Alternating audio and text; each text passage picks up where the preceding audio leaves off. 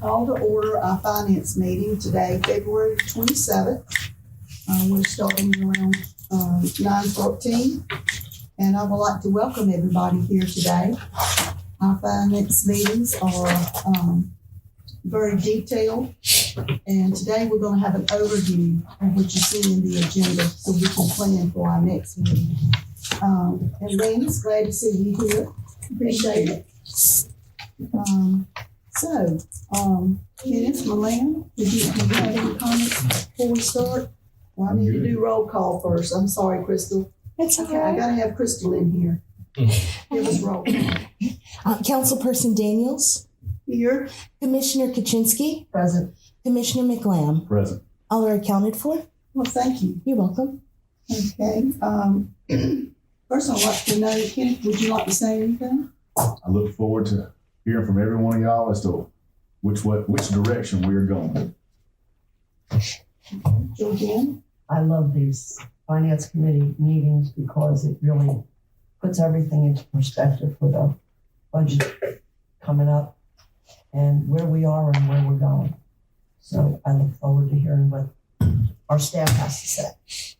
I appreciate all the hard work that staff has prepared for today's meeting, and we have our executive director here, and Chris, and Richard, Ruben. So glad to have you here and all the hard work. Do y'all have anyone have any comments before we get started? I don't. No, I would just like to say thank you to the Finance Committee members this morning. Thank you for joining us on an early Friday morning. Greatly appreciate it. We are scheduled in here tentatively till noon. We might be able to wrap this up a couple minutes early on a Friday and get you out of here, but possibly not. But we'll just see how the tenor of the meeting goes this morning. Chair, if you would like to introduce any breaks during the session, Okay. Just please let us know. I'm sure staff would appreciate that as well if this ends up being a long meeting. So Absolutely. Thank you. Like to have an hourly break or an hour and a half? Let's just see how we go. There might be a natural break around an hour or so this morning, just based on the agenda topics. Okay. All right. Well, thank you. It sounds good. And I'm also looking forward to this meeting and everything that the staff is presenting. It's going to be a good overview so we can be ready for our next meeting. Very good. Well, thank you. Yeah, Do y'all have any adjustments? Oh, I'm sorry. that's all right. You can ask I me was looking at some. if they have any adjustments. You have any adjustments? None for us this morning. Thank you. Okay. Could I have a motion to accept the approval of the meeting agenda? Second. Okay. All in favor? Aye. Okay. Thank you very much. So we'll begin with that. And I actually jumped ahead for opening comments, so we have done that. And our team introductions of our members. So we have goals for today's meeting. Very good. And thank you. I appreciate that. If I go over this and first of all, I'd like to just say thank you for the team this morning and all the information they put together for us. A lot of information in your packet. We'll be scrolling on screen as well. The agenda is available to our public. And of course, following the meeting, not immediately, but next week, I'm sure that we'll have the video posted for this meeting as well for the general public and posted on our website. So goals for today's meeting. We are going to take a look at our debt review. We're going to look at the I-85 Sanitary Sewer Improvement Project Northern Interceptor funding. We're going to look at PFAS mitigation construction proposed funding. And then we're also going to review our fund balance. So I'd like the committee members to know that you may recall from our meeting last September that a lot of these topics may look familiar. So what we've done following that meeting, there was an opportunity to add in some additional funding forecasts with some different loan opportunities, that primarily being the USDA loan on the I-85 project. So since that meeting in September, we've had an opportunity to kind of fine tune some numbers, if you will, here. So we're going to be looking at that information this morning, having that discussion. And ultimately, we would like to, if we can today, get some guidance from the Finance Committee members in terms of moving forward on some projects or the next tasks, if you will. This is going to be somewhat of a long project in front of us here when you start talking about PFAS and I-85. Some might say, wait a minute, I thought I-85 was already under construction. There are portions of that project under construction. There's a portion that we wanted to do the Northern Interceptor that is not under construction because it has not been funded. So we'll talk about that this morning. The board members are aware of PFAS and what we're doing with the PFAS, so we'll have a little discussion on that and look at some of that funding as well. So appreciate your time this morning. Our finance director is going to scroll through a lot of the charts for us this morning. He's created, I think, 99% of the charts that we're going to review this morning. So if there aren't any questions or comments, we'll just start to roll into the first item for review this morning. Okay to proceed? Yes. Okay. So the first item we want to look at this morning, number 7, is review of existing debt service. So we're going to look at a debt service summary, and then we're going to look at debt service projected for 7 years. So I will turn this over to Richard, and the first table we're going to be reviewing is on page 5. And I hope the committee members appreciate that your agenda is kind of in a landscape portion for these charts, so that you have the opportunity to use a kind of a book form and also put some notes in the margin. Okay? All right. So Richard, I see that we have our debt service summary up on screen. So where would you like to start? It's something that the board members have seen before, and I think the board has seen before, but it's always good to start with what's your existing debt? What do we already have before we start talking about funding options for future debt? So you basically see the total with the town of Butner column, which is almost to your far right. That is our current debt. And we've talked about in previous finance meetings that some of the debt is beginning to sunset. With SGWASA, some of it is now reaching the 20-year mark. And of course, the MOU for the town of Butner, you see that scheduled to sunset early in fiscal year 2028. And you'll see some of the other debt going down. We left the current year of 2026 in place because that's the year we're in, and that's a good benchmark starting point. What are we at this year, and what is it looking like future years? We added in the column for the USDA bond debt. Right now, that is built on a $35 million loan, 3.75%, and of course 40 years. Those are the terms. Just a reminder, USDA told the board that when the loan actually closes, when construction is complete, and they assume the loan from Truist, which has the bond anticipation note right now, the interim financing, that if the interest rate is lower than 3.75, then we get the lower interest rate, but it won't be worse than 3.75. That is what they committed to at the signing of the agreement.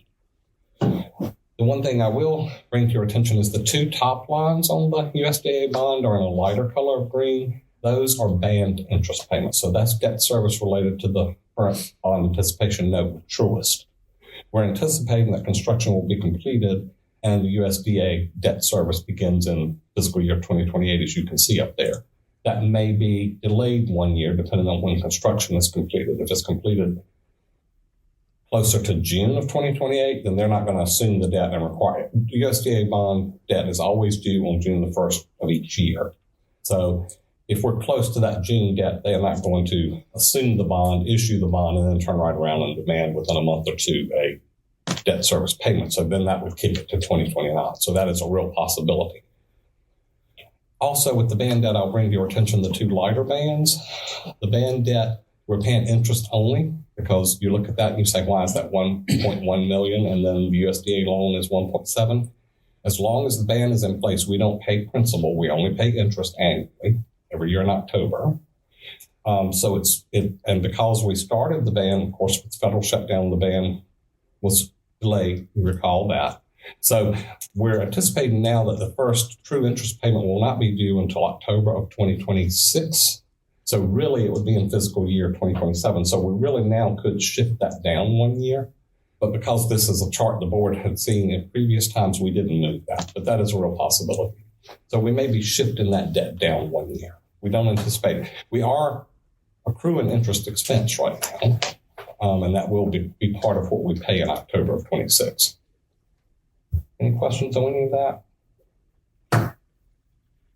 So just one of the things that Richard just mentioned, with your fiscal year 2026, in September last year at our finance committee meeting, a lot of our charts were related to 2026. So you will see today, as Richard mentioned, that we kept that 2026 base year in there just so the charts look the same. They didn't jump to 27 and skew things. So I just wanted to point that out as well. That's right. We wanted to, as I mentioned earlier on this chart, with all the charts, we didn't want to drop that year off that you're used to seeing from September and kind of throw things out of balance. We wanted to leave that base year in place. The other thing that base year will do as you get to some of the debt service charts, that gives you a good indication of we're starting here. Where are we going to with potential debt in the future? Gives you that baseline. All right. So before we move on, any questions from the committee members here? What were a lot of information?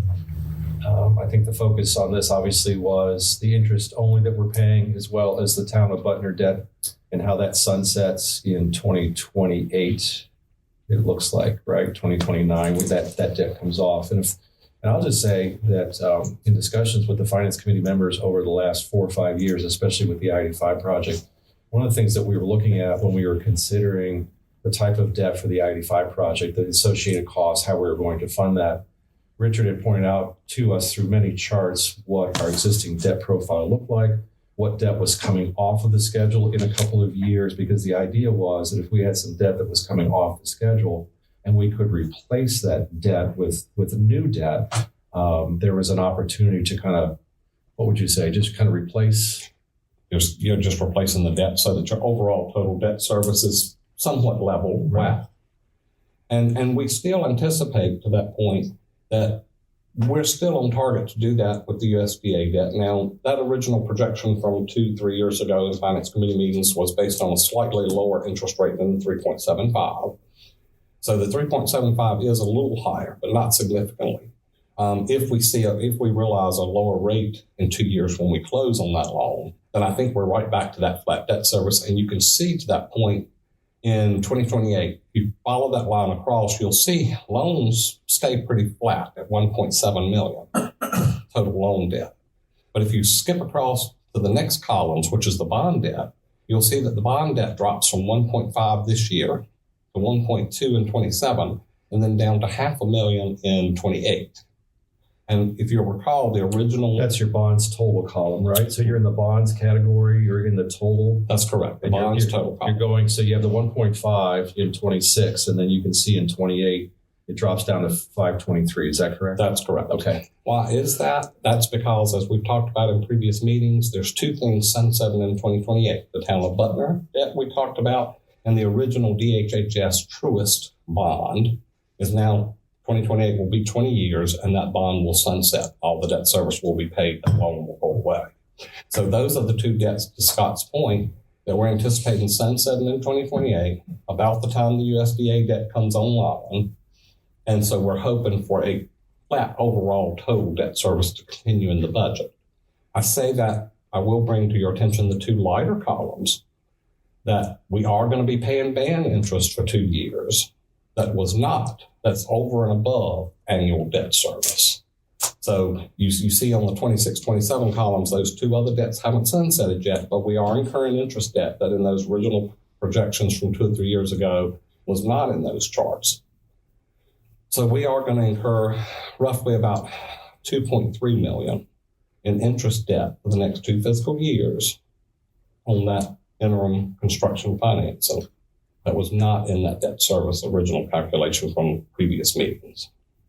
Yeah, because I thought that we were not going to assume the debt for the I-85 until after Butner sunsetted. So I remember those charts. And it was like when one dropped off, another one kicked in, but it was the same effect. That's correct.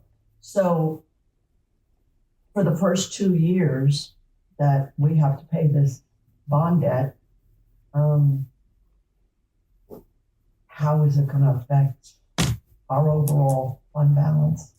That's a good question that we're looking at right now as part of the budget. And in our subsequent meeting, when we start talking to the budget, Scott may have some discussions with you about how you want to fund that debt. There's some options available. The 1.17 that you're seeing on your screen, I will say that there is interest income right now that's being earned. Right now, that $35 million is sitting in a bond trust account with Truist. We can't touch it until we finish the EQ loan. Yeah. Then we start drawing that down to pay for construction debt. So it's been earning interest since October when it was issued. It's a much lower interest rate, and it is tied somewhat to market rates. So you won't pay 1.2 million is what I'm getting to in interest expense. It will be offset by, we anticipate, 600,000 maybe this year. By the time the first debt payment comes due this October, we think 35 will still be sitting there in full. It's about October when we anticipate that construction will switch over and start drawing down the USDA money. Okay. So next fiscal year, you will incur a lot more interest expense because you'll have less money each month sitting in there earning interest, but your interest payment is still on the $35 million balance. Okay. So there's some options there. It can be paid. Some of it will be offset by interest income, more so in the October 26 payment than the October 27 payment. The rest can come from fund balance or rate increases, basically your two choices. And when we get to budget, you'll see that we're looking at those two options for the Finance Committee. And the reason I'm asking that is if it's our choices are fund balance or rate increases or option, I don't want to increase rates to pay the 27 payment and then it goes back down. We can't unincrease rates. So Very good. And to that, one of the things, one of the takeaways of today's meeting is the overview that we're going to give you on priority projects. The ID5, which we're kind of covering here, but we'll cover more of. PFAS construction is on the horizon too, and funding for that. So these are things that you have to consider. So in your analysis, you might say, it may make more sense for us to pay interest out of fund balance without adjusting rates, because if we're going to be looking at potentially rate increases in the future to cover a PFAS construction project, we want to understand what would those rates look like and when would that come onto the schedule. Those are all things that we are working towards right now. And this meeting today helps us move forward with those discussions with the Finance Committee as well. So kind of give you a background now, and then when we get to our next Finance meeting, which will include our FY 26-27 budget discussions, we'll come back to this topic and say, here's some options on how to pay for this interest that's associated to the ID5 project. It's hard, it's challenging to keep all that from month to month. You have to walk it every day, basically, and be talking about it to understand the different nuances, but we'll make sure that we keep the Finance Committee up to speed and review those topics as well. One thing, not to cloud anymore, but one thing Richard said was that we will start to draw down USDA money, 35 million, about October. Please recall that we are drawing down ARPA grant money, which has a deadline for reimbursement December of this year. December of 26. Right. So we have to be fully reimbursed or submitted by something. There's what's the caveat? Reimbursed by the Reimbursed by that. So we are on track. We originally thought that. Now they're saying that is not the guidance, that you need to have your reimbursement by December 31st of 26. Right. So they're recommending that you submit your last reimbursement request by November 1st to give them a 60-day window to make sure that you don't miss that lot. can we do that? That is, the Is it contractors possible? are saying that is the plan. Mhm. Okay. Right. And if you don't, you jeopardize No. that We're money. not So no, I just jeopardizing. want the committee to rest assured that we've been on that track, that fast track. That money for ARPA is really related to your CP1 project. You can see on the map, I have a map over here for you to see as well. It's pretty much the far right corner, the red dotted lines and pump stations. That's our ARPA funded CP1 project over there that's been under construction for about a year now. So so you understand that portion. All right. Okay. Any questions? Ready to move on? All right. So the next chart that we have on page 13 is debt service projected 7 years with potential new debt included. So it's one thing to look at a table, it's another thing to look at a chart. Sometimes it's a lot easier to see what's going on with the chart. A lot of different colors here, red lines, blue lines, and green lines. So I will have Richard walk us through this chart. Do you have that in your? No. Here. Let's take this book. I like this chart, Richard. You got it? It Okay. goes down. Makes me really happy to see it going down. Well, we don't get too happy. I was gonna say, don't get too excited. I just thought I'd throw it out there. It's gonna go down if you don't do anything, but All right, so Richard, explain to us what our different bars are that you're representing here. So we've got the annual debt service on the left side, correct? And you've got years on the bottom running out. So yeah, if you would, just kind of highlight what we're going to see here and talk about. okay. So the range is 0 to $1 to $7 million. You'll see in your left axis. That's your annual debt service. The 2026 baseline is the green. In other words, we just saw in table form what we're going to see now in chart form. So we left 2026 so that you would see, and we also left that green line now disengaged from the other two lines because that is known debt service that's in place. It's going to happen. It's already happened. So you see in 2026, just like that table, we're running about $3.7 million in annual debt service. That's interest and principal on all the loans, debts in Town of Butler. Now we do include Town of Butler here as a debt because we consider it a debt. But for audit purposes, it's really an operating expenses because it's an MOU. It's not a legal loan or bond, but it is included in that line. You see, as we just talked about in that other table, debt service starts to decline and it drops significantly, about $1 million by 2028. So between 2026 current and 2028, you see it drops from 3.7 to 2.3. So that's a decline of 1.4. That is your Town of Butler sunsetting and your DHHS original bond sunsetting. And that's what we talked about we were going to try to offset USDA debt with. And then, of course, the green line flattens out. If we didn't have USDA debt, if we didn't do any future funding, our debt service stays level until some of those other debts start sunsetting. And that's far in the future because the next biggest debt that you have is the wastewater treatment plant upgrades from 2015. And that's a 20-year loan. So you won't see that large debt sunset until 2035. So that's why you don't see a big drop after that for several years to come. Now, the blue line represents the table we just saw. We saw that there was some green highlighted lines over to the side with the USDA bond debt. So this blue line represents existing debt, now added in the USDA debt, which is a known debt now. And you'll see that brings our annual service this year up to 4.9. That includes that ban interest we were just talking about. And then you see it starts declining over time, just flat lines, kind of that same arc with the green line. Why does it start dropping in 2028? Because of the same two reasons. Total debt is going to drop because two of your bonds are done by sunset in 2028. So, and you'll see that debt, we're talking about by 2028, you'll see that debt, $4 million. So all debt, including the new USDA, will be at $4 million. Where are we right now in 2026 without the USDA? We're at 3.7.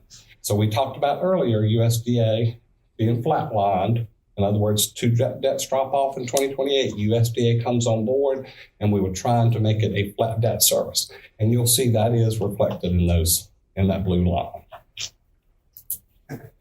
The red line we'll get to in a few minutes is projections for how can we fund I-85 North Interceptor, which Scott will give you some information on, and PFAS funding possibilities. So those are based on, you'll see in a few minutes some funding options that Scott's going to bring to our attention for how can we fund those two projects. And that I wouldn't say recommended, but that possible funding option choice, the red line represents if you were to continue on with Northern Interceptor, fund it, as you'll see in an upcoming chart, PFAS mitigation, fund it as in a future chart. What will that do to debt service? Well, you see that doesn't exist in 2026. The Finance Committee nor the board has told us to go forward. So that you don't see that line over in 2026. Doesn't exist yet. Suppose we were to start those loans in 2027. Suppose the Finance Committee and board were to say, yes, move forward with funding for PFAS and Northern Interceptor. So we made some funding projections That would raise your debt to 6.4 starting in 2027, assuming debt service started in 2027. Now, that's probably not true. By the time you get a loan in place, you seek funding, you get a loan or a bond, you start construction. Is it truly going to happen in the next 12 to 18 months? Probably not. But we had to have some starting point. So we said, let's just go ahead and drop it in, assuming it did 2027. If it started in 2028, all you'd be doing is shifting that line over a bit. But you see in 2028, when those other two debts drop off, now we've got some more debt over and above the USDA, which was going to flatline our debt. And you'll see that now our 2028 debt would be $5.8 million. That's $1.8 million higher than the USDA debt, than all debt with the USDA already built in. So we're talking about a potential of $1.9 million additional debt service starting in 2027, 28 being realistically, more than existing debt. Does that make sense? And then you'll see how that levels out over time, because once you've added that debt and you've incurred that peak in debt service, it levels out for 20 to 40 years the life of the loan. And we're only going out through 2032. So that's why you see it kind of flatlining. Richard, Mm-hmm. when you're talking about the debt, are you actually considering the money that will be coming off on the historical debt service, and then on the existing debt in USDA? Yes. So you'll see that same kind of dip in 2028 in that red line and the blue line and then the green line. That's because all of them are taken into account that two of your debts will sunset in 2028. Okay, so that 1.8 million is any consideration of the debt that's paid? That's correct. So 1.8 million will go up net of the fact that you've got two dropping off. If it wasn't the two drop, that's a very good question. Thank you for asking that, because I need to point that out. If those two debts weren't sunsetting, that 1.8 would be a much higher number. Okay. So I see what you're asking here. When you look at the green line from 2026 to 2028, it's a $1.8 million difference, right? Where it drops off about 1.518. 1.4. Mm-hmm. Okay. So the difference between 27 and 28 will not be 1.4 because it didn't start that high. You know what I'm saying? Is she saying the net difference? On the red line, on the projected. If I hear you right, are you asking what the net difference of the debt coming off as opposed to the new debt will be? Well, no, I'm just asking why the chart, it only seems to reflect 1 million instead of 1.4 on Right. the red line. The difference in 2027 and 28 The difference in 2027 and 28 on the red line. on the red line, it's dropping from 6.4 to 5.8. Is that what you're asking me? Yeah, but it's not 1.4 million like it is on the green line. That's why I'm asking. Because that's just a projected debt. That has nothing to do because if with you where we are now. Right, but if you're comparing the red to the green, Yes. you're ignoring the blue, which is the USDA I debt, would which like can't, to ignore it. which can't be Is that ignored. okay? That's 35 million that can't be ignored. Okay, So that's why you're That's seeing that gonna go up disparity a you're little. talking about. That's correct. okay, got it. But if you compare 2028 on the red line, which is all existing debt, which includes USDA now, and future possible debt we're going to go into in a minute, you would be looking at 5.8.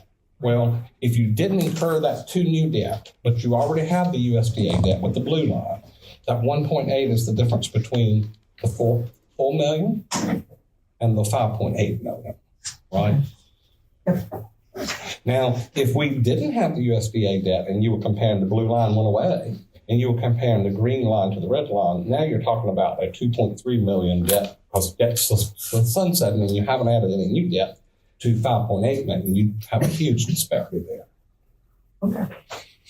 Okay, so what we want to appreciate graphically, Richard, is on this chart that starting with the green line, we do see the debt falling off, as you talked about, a $1.4 million decline based on the town of Butner debt falling off, the payment and the DHHS, correct? In 2028, using between 2026 and 2028 as a reference point.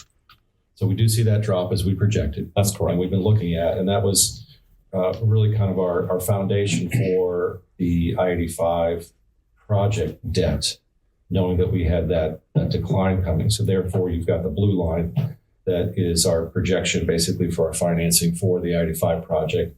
CP1, CP2, as they've been awarded today, not including I-85 North or any other portions of that project. Then for perspective, also, we've added in with the assumptions of the PFAS and the Northern Interceptor, the red line, and we'll come back to this chart once we get into greater details of what the I-85 Northern Interceptor, $8 million by DEQ with a 20-year loan, and PFAS, $26 million with a USDA 40-year bond look like. And you can see that assumption at the bottom of your chart in the far right corner, that assumption, in those projections with I-85 Northern Interceptor, $8 million by DEQ, a 20-year loan, and a PFAS, $26 million USDA 40-year bond is reflected in that red line, correct? That's correct. All right, so we will come back to this as we get into other charts. I have one more question. Yes. I may not be doing the math correctly, but Richard, so it's 1.4 million that's going to be paid on the green line, and what about 900,000 on the blue line? And if we add those two together, it will be more than 1.8 million, right?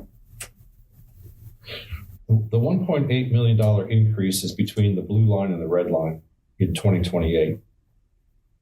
Correct. So if you look at in 2028, if you go to the blue line of 4,007,985, and then you go above it to 2028 at the 5,848,828, that's a $1.8 million increase between those lines. And what we're trying to show graphically is that if we are going to take on additional debt with the assumptions that you see at the bottom of the chart here with a 20-year DEQ and a 40-year USDA, that would be the increase in debt beyond our current projects, correct?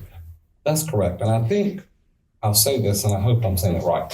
I think the green line is no longer in existence.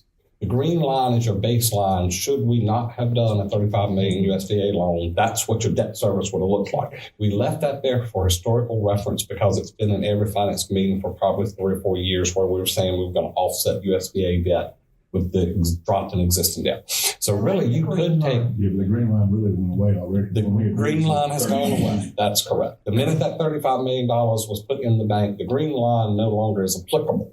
It's there for historical reference. So really, as you're looking at debt service, the blue line is what we're at. That's what we've got today. That is your current.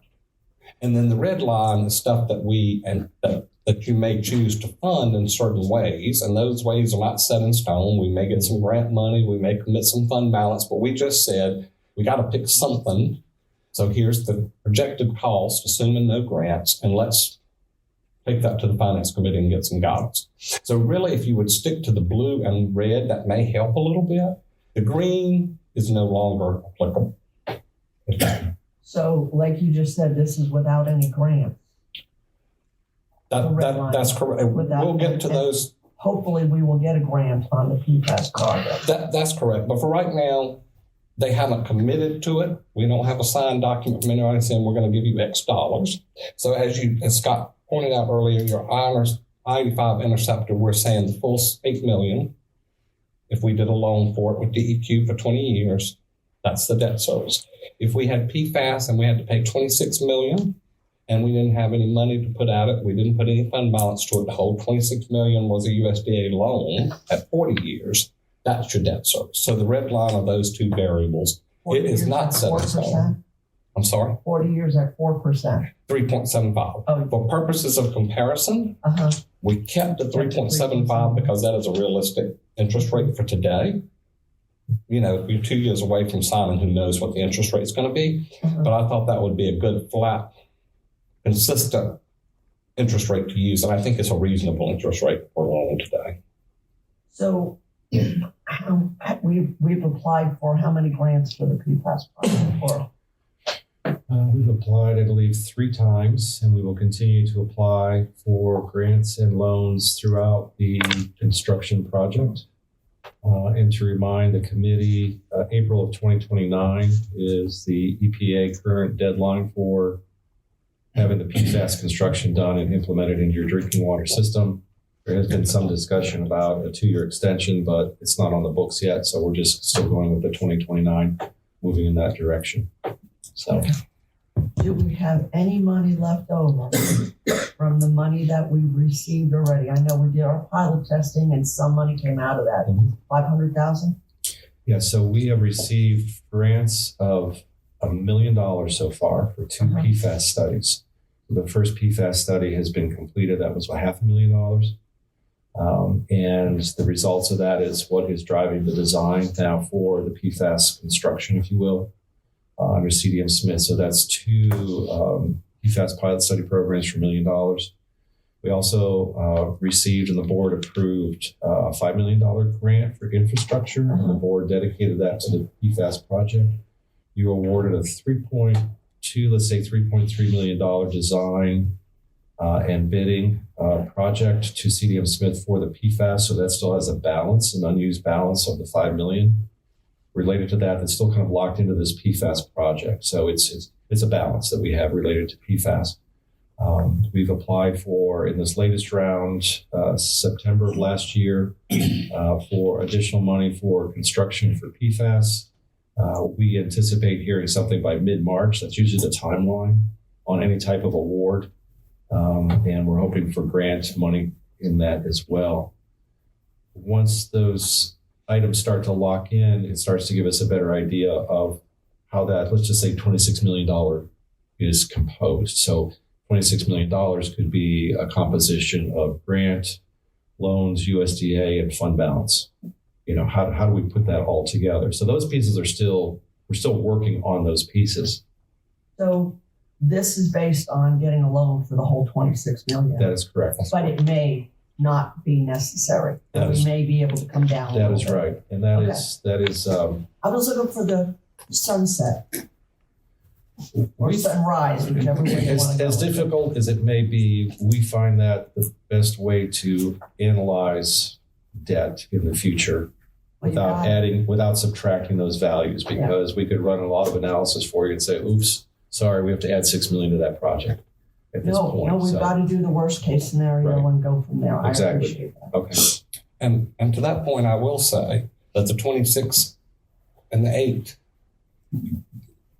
that's based on engineers' estimates of what the construction of the project would cost. We can see like the I-85, the 26 million could bid out at 30 million. And then this number would no longer be applicable either. But for right now, we're using the best estimates that we know of in place with the funding options we know of in place.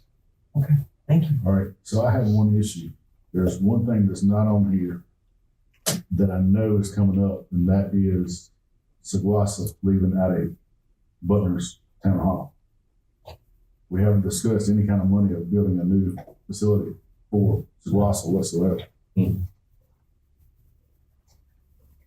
Trying to depress me? No. I'm just putting it all out there, 'cause that's totally, You're right. because when is SGWASA supposed to be out of this building? Well, we have, I think that we have a lease remaining until 2030.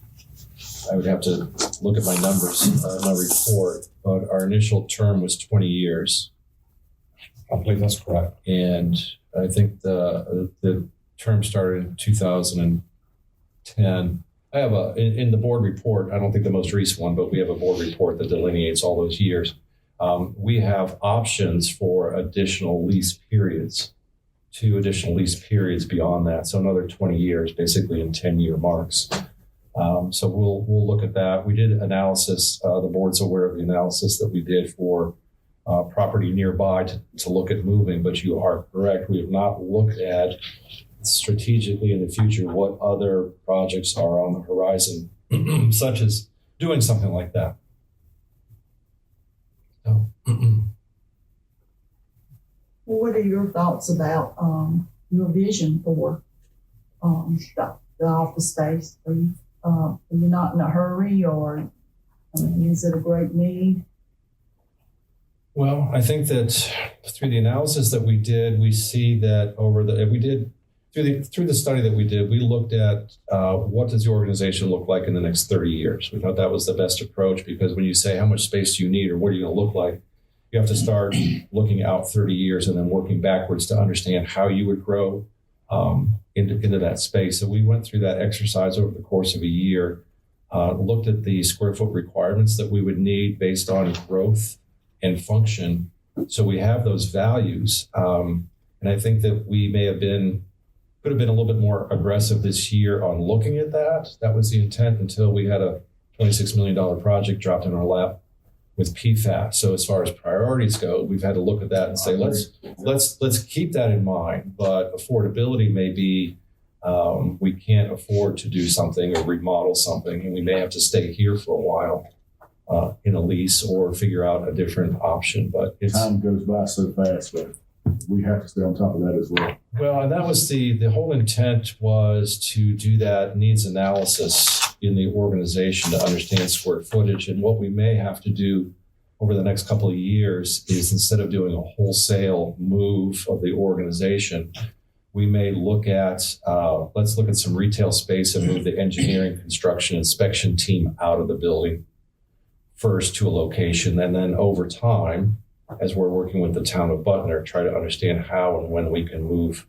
out of space. But it will be a topic on the horizon for the board that we have to look at. And some might say, well, how can you focus in on this and not consider that, plus improvements to the wastewater treatment plant, plus improvements to the water treatment plant, plus. It's all part of what we have to look at, especially from a capital perspective. And the challenges will continue to be this PFAS project. The board decided to move forward with the I-85 project based on all the analysis that we did and the rates and the loans. And then here comes the $26 million gift that has just kind of skewed things for us. So our priorities have shifted, or had to shift a little bit as we move forward as well. So, do you see us having to possibly hire a grant writer to help with some of those filling out of grant applications? you know, what's interesting, Commissioner, is we have hired grant writers. We rely, because of the technical aspects of the grants we apply for, we hire engineering firms to help us with those grants because what is required is very technical. That has to be submitted, and we've been successful with that so far. We need more help with just administering all the grants that we have. In fact, I'm not going to let you ask the finance director about that because he tells me because I think we're managing 5 grants right now, or so many I lost count. So we have 2 AIA grants out there right now for infrastructure condition assessments, which have been ongoing for 12 to 18 months, and they will be coming to a close and let us know what our condition of our assets look like and what investments we need to make in CIP. We've got the ARPA grant that we're working on presently. We have the PFAS grants that we're working on. So we're up to 5. We have the $5 million grant that we're working on for PFAS design. So this team right here is the team that does all the grants management in addition to everything else that's required on a daily basis. So it's good, but it isn't as easy as just saying you just got a grant, here's your check, because they're reimbursement grants. So there's a lot of paperwork that goes on for these projects. And I think that both of them would probably agree. And the I-85 project is very time consuming simply because now you've got multiple parties and multiple funding sources. So prime example is we get invoices from 3 contractors. Scott reviews and approves them from an owner standpoint. Then we have to reconcile them in the finance department. Then we have to send them to USDA, who has to reconcile them. Then we can pay the invoices. Then we submit it to DEQ, and DEQ has to do their blessing, which often they say, well, where's this and where's that, before you get your money back. So the I-85 project, simply because of the complexity of it, is a time-consuming loan grant mix to administer, to Scott's point. And then we have another 4 or 5 capital projects that are rather large that are not grant funded, SGWASA funded, where you've got to track those large capital projects as well. So it's a handful. Thank you. Yeah, thank you. Okay, Any other questions on this chart? No? I don't believe so. Anybody have another question? We are going to turn the page 7, and talk about the I-85 Sanitary Sewer Improvement Project, construction package number 2, Northern Interceptor Project funding. We will take a look at the overview of debt scenarios showing the initial 7 years of a term. The chart comes up on the following page, and you can see that we're going to include various scenarios, A, B, C, and D. So we will look at scenarios. I'll just cover these, but Richard will get into depth. Existing debt service with USDA bond anticipation note, the ban included. B, USDA loan, $8 million at 40 years at 3.75% interest. C is the NCDEQ $8 million loan, 20 years at 3.75 interest. And D is NCDEQ $4.3 million loan, 20 years, 3.75 interest, assuming a $4 million project funding by SGWASA. Finance Committee Chair, this is going to be probably a 45-minute discussion. So if there was going to be a break, you may, just a suggestion, you may want to take a short break before we get into it. All right. If that's, take a break? Okay. Finance Committee members, so we're on item 8, the I-85 Sanitary Sewer Improvement Project, construction package number 2, Northern Interceptor Project funding, an overview of debt scenarios showing initial 7 years of term. So just as a reminder, we have a chart over here to your right, to our left, a couple of charts in case the audience wants to see as well. And so Chris is pointing to a blue line, and that's our Northern Interceptor on top of their project. Now that was part of the initial design work for the I-85 sanitary sewer construction project. That portion was bid with CP number 2, the Southern Interceptor. And due to the cost, the overall cost of that project, we recommended to the board that we non-perform that portion of the project and bring it back at a later date to consider financing and construction. So again, that portion has been pulled out of the contract with Park Construction. Park Construction is currently under construction on the Southern Interceptor, and Heron Construction is under construction in the CP1 portion of the project on the east side of the service area there. So that's what we're talking about. And the upgrades to those pipe sections will support additional capacity and growth on the more or less the west side and northwest side of Interstate I-85 and Highway 56. There are some portions on that map. Chris, would you please point out the I-85 lift station, which is located on the east side of I-85, kind of near the Tractor Supply facility, and there's a force main that goes south on East Line Station Road, Wilsuit Road, and then ties into CP1 and CP2. We also have a portion of sanitary sewer, between that location there, which requires an upgrade, and we have one further out beyond Joe P, which is an upgrade in that area. Those portions are things that we'll need to consider over the next 5 to 10 years. They are designed, property has been acquired, easements have been acquired, but we are not focusing on that today. It's just truly the Northern Interceptor. So I want the Finance Committee members to appreciate that we designed those systems capacity-wise, so the I-85 lift station that Chris pointed to can more or less service the area to the northeast. Chris, you wanted to circle that?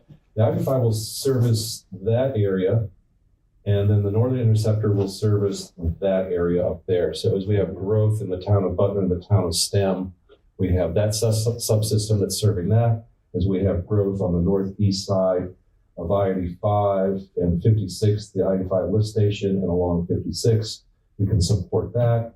And then, of course, just to reiterate, down at the Joe P pump station, the new pump station down there, services the areas pretty much on the Creedmoor side of things. So hope that's a good overview just to get us started. Again, we're just focusing on the Northern Interceptor. So today. the blue around the Joe P pump station and the connection between East Middleton and Joe P right there. Those are blue and the legend shows it as CP2. Is that CP2 or is that part of the, These were bid alternates in the CP2 package. okay, These were bid alternates, and we chose not to fund the bid alternates. As Scott said, we've acquired all the easements needed for the future upgrades, but currently we're not funding these. Even though they're blue, they were considered part of the construction package too, but they Yeah. were bid alternates. so is that gonna affect Creedmoor's capacity allocation by not doing that? No, so look, Chris, point to the Joe P blue line out there. Yeah. So there is an existing sewer line that runs through a bog in a swamp area. And that was an improvement to get that line out of the bog, out of the swamp, to do a pipe improvement for that. So that's just basically a very small service It's area. just to take the pipe away. Just to get the pipe out of that wet area, yeah, Okay. if you will. So that's all that's for. But the rest of the construction in that area does not affect capacity for the Creedmoor side. Now, the caveat is, and I just want to reiterate this more or less for the public, that these main facilities and these pump stations collect the sanitary sewer and pump it from that area, from that region. Depending on where development occurs in our service area throughout the city of Creedmoor, let's just say, there may be restrictions in existing utility infrastructure in the ground. What does that mean? That means that we might have in the ground right now an 8-inch sewer pipe, okay, carrying capacity.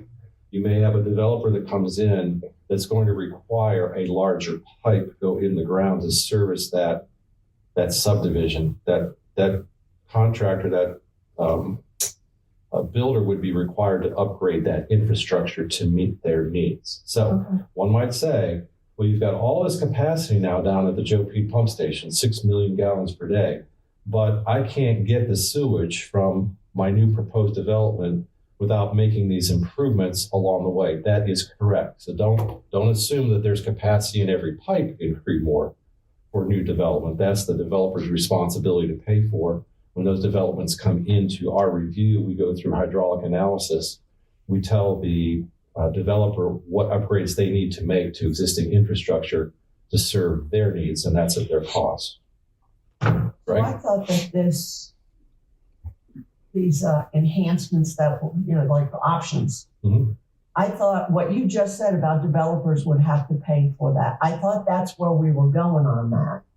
And that's what that northern interceptor was. We were going to let, as developers came in, we would let them fund it. So that's my question. I thought that's what we were doing. And now it's on our plate again. Okay, let me give you a different slice of that pie now. So you have the one example that I just provided to you. Now let me give you another example within this project area per se. So Chris, point to this pro subdivision for North Point. For North Point. Yeah. So, It is in this vicinity. all right. So you see where that's located on East Line Station Road? Yeah. Okay. Yes. So that proposed subdivision has a daily capacity of X. And the daily capacity of X is too great to get into the existing There's a gravity sewer system, okay? So based on hydraulic analysis, we've said to them, okay, there's existing capacity in this line to allow you to do 25% of your subdivision. If you want to do 100%. the remaining 75%, you will have to do and pay for upgrades. Chris, point to where the upgrades would be in that blue line. Okay. So this is a kind of a developer-driven improvement. As the development comes in and the capacity is required, we have restrictions in the pipe. In order for us to serve that, this is their cost to do that. So that's how that demand is driven. So there's going to be portions of this development in the future that we haven't touched, especially with the ones that Chris pointed to, I-85 lift station and all that force main, that will be developer-driven as well. Also keep in mind that as developments come in, there's system development fees that have to be paid for both water and sewer. So there are system development fees for sewer, for example, that can be taken from this construction and put towards these projects as well. So that's all part of the piece that we're doing here. So do those two examples help you to understand They how, do. based on geography, where you come into a system, there may be upgrades that a developer will have to make improvements on. So if we fund these upgrades now, well, the developer won't have to pay for them. Well, okay. So cart and horse, chicken and the egg. Yeah. That's really what it is here. We had in the ID5 project, when we started to do the initial design, I think it was an analysis in 2017, a couple of years before I came here. There were existing capacity problems where we just said pipes are full, we can't do anything else. So there was a decision point that somebody was going to have to do some upgrades to our backbone, to our network.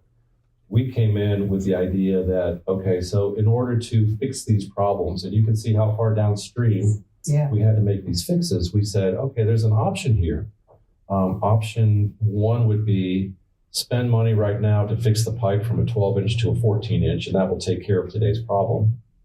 Or if you're going to be digging 20 feet, 30 feet deep and blasting rock, unfortunately, what size pipes would we need to carry capacity for the next 15, 20 years based on the zoning and development plans of the communities that we serve as a utility? And that's the approach that we took, and that's what you see laid out here in front of us. So that we have a master plan in front of us, and yes, you are correct. So there are portions of the pipes that we went out and we developed with capacity, and now that capacity is there, then you will have development, and you will have system development fees that come in, and also regular revenue just from your water and sewer monthly fees that help to offset and pay for this debt over time. So you have to look at that as well. So if you build it, they will come. If you don't build it, they won't come. So, but we have opportunities to take these revenues and these SDFs and apply them back to these projects, and also have project or developer related improvements done by the developers that help us meet this master plan. So all that is. I just wanted to make sure that I did remember it the way you taught it. You do remember it correctly, and I think that was a really good discussion, because it's you want to appreciate the hydraulic capacities and the constructions and what we're doing as a utility here to service this area. So you understand from a hydraulic construction process, and now you're going to focus on the funding options related to how do you achieve that success, and how do you do it, and what is the timing, what are the steps to do that, and also keeping in mind that yes, you're going to have capital outlay and loans initially and over time, but you're also going to have revenue coming in that's building at the same time. Example would be large development that we know about in Butner presently, in that northwest quadrant. And also we know from STEM through discussions that there's also additional development occurring in that area. Those areas feed down to the pipe and the constraint of the northern interceptor at the top end of that pipe. So that's what we're focusing on today. I will mention, before we get into the financing, some finer points. The CP2, the blue lines, Chris, Southern and Northern, just point to those again. Southern. Yeah. So that was all part of one package for construction, and we have prices on that. There was also that project had liquidated damages associated to it, meaning that if a contractor doesn't finish by a certain date, then it's so many $1,000s per day penalty for that. CP, and the reason we have liquidated damages on that project is because CP1, the red line area, dumps into CP2. So it all flows from the east to the west. So we have started on CP1. So at a certain point, it has to tie into CP2. And we have to get all this construction done, and you're aware of all the funding requirements and the due dates and the penalties. So we put liquidated damages on CP2 in order to get CP2 completed by a certain date so CP1 can tie into it. This is just part of the daily fund that we have on this project. Now, Northern Interceptor was also part of that liquidated damages date. So a contractor had to come in and look at potentially $40 million, $30 to $40 million worth of work in that area that had a due date of getting done. I think it was by midsummer of next year, May of next year, in 2027. And so looking at that, you know, when a contractor has liquidated damages, what do? They kind of raise their prices to cover some of those fees potentially.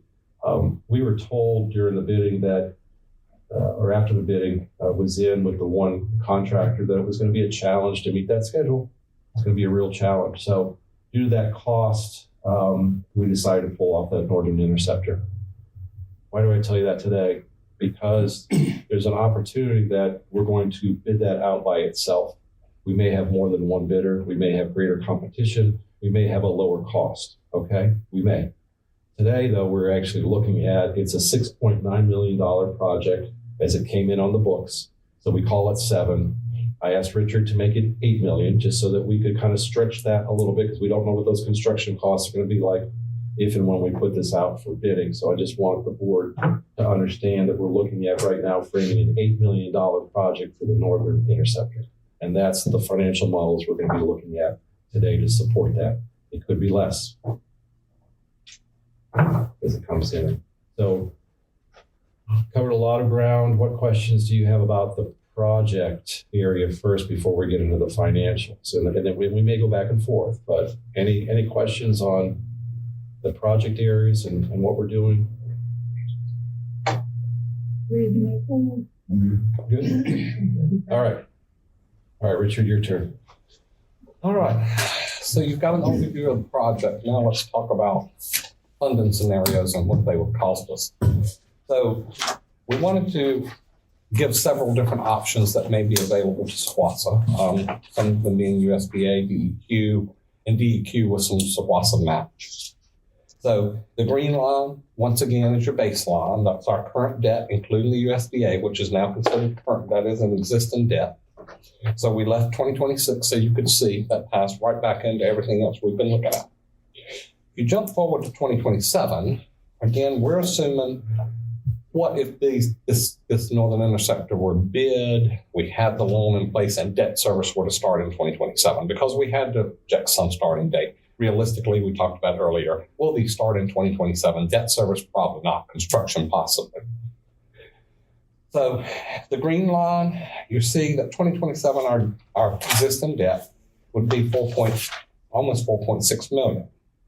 Now, what in the light blue line is funding USDA $8 million loan at 40 years. Of course, all USDA loans are 40 years. So that's your lowest annual debt service. Of course, it'll be your highest interest cost over the life of the loan, but the lowest annual debt service. You'll see that debt becomes $5 million to fund it that way. Now, what would it be if we did a DEQ $8 million loan, which is a 20-year loan? And you'll see that instead of 4.97, 5 million, let's say, debt service jumps to almost 5.2 million if you do a 20-year loan. That's going to add some debt service to you annually, but shorter life. What if SGWASA put $4 million of our fund balance, or nearly $4 million, 3.7, I think. So we're only borrowing $4.3 million from DEQ for 20 years. That's your dark blue line on the right. You'll see that drops your debt service down to 4.9, slightly below what a USDA 40-year loan would be. Just wanted to bring those debt services, and then you see that same trend across the board for the next 7 initial years of that construction loan. Just a comment, committee, you see the dashed green line cutting across that, let's just say that 2027. So that's a reference point. And what I wanted you to understand is that I put a box on this chart and say that's the incremental increase, which is typical. So when I first looked at this chart, what stood out to me is that we were taking on not only the $4.5 million, but an additional $4.9 or $5.1 million. We're not taking on an additional $5.1 million in addition to the 4.5 that we have. It's just the incremental increase between our current debt and what those additional debt scenarios would be. Okay, so does that make sense? That's why we have that line, just so you have a reference point, is that we already have this debt.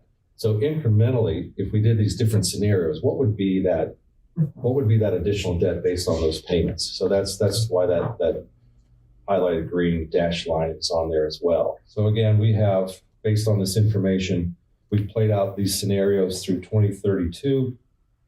We have the light bar being the USDA 8 million 40-year Northern Interceptor, the medium blue being the DEQ 8 million 20-year, and that's as long as they will carry that term is 20 years for us. And then you have the dark blue, which is a projected DEQ 4.3 20-year loan with SGWASA's adding partial fund balance to that. So I think that's an important note, adding fund balance to that. There's opportunities within all these scenarios to add fund balance. I have a question. What is our current fund balance? If you don't mind, we have a chart coming up to talk about fund balance use. I believe in that fund balance still in here. I think it's one of the last, is it one of the last charts? Right, and we put that in there because as we go through these scenarios, that's going to be a question. You knew I How was much gonna ask fund that. balance? Well, I think it's a reasonable question is if we're talking about funding some of this, how much fund balance can we put toward that fund? And that's part of the discussion that we need some guidance on. So yes, there is. And I'll be glad to jump ahead if you'd like, but you're going to see some more projections here in a minute. So I thought maybe at the end we could talk about. Well, I just need to see, What we got. Right, like A, B, C, or D needs to be funded out of this versus right. D maybe can wait. That's right. And I think that's the big discussion. And that's why that's at the end. You've got limited savings, as you know. Yep. How do you want to spend those savings? Well, right. And that's kind of the natural endpoint to, I guess, the whole debt discussion. So that's why that slide's near the end, if you don't mind waiting until. Fantastic. Okay. And I will point out one thing, just more for the public and for the committee. I'm sure everybody here knows this, but the three blues are not, they're not three separate loans. It's either or. So when we get direction from the committee, seek a USDA loan or seek a DEQ loan, then we would narrow this down to the green line, which is existing, and whatever funding path you put us on. And then you would see a stacked chart to Scott's point where the green is what we already have in place and it's going to be topped off by this incremental change. And it'll be a lot clearer once we kind of narrow down the one of the three options or a different option. And you'll see that also as we get into the PFAS chart.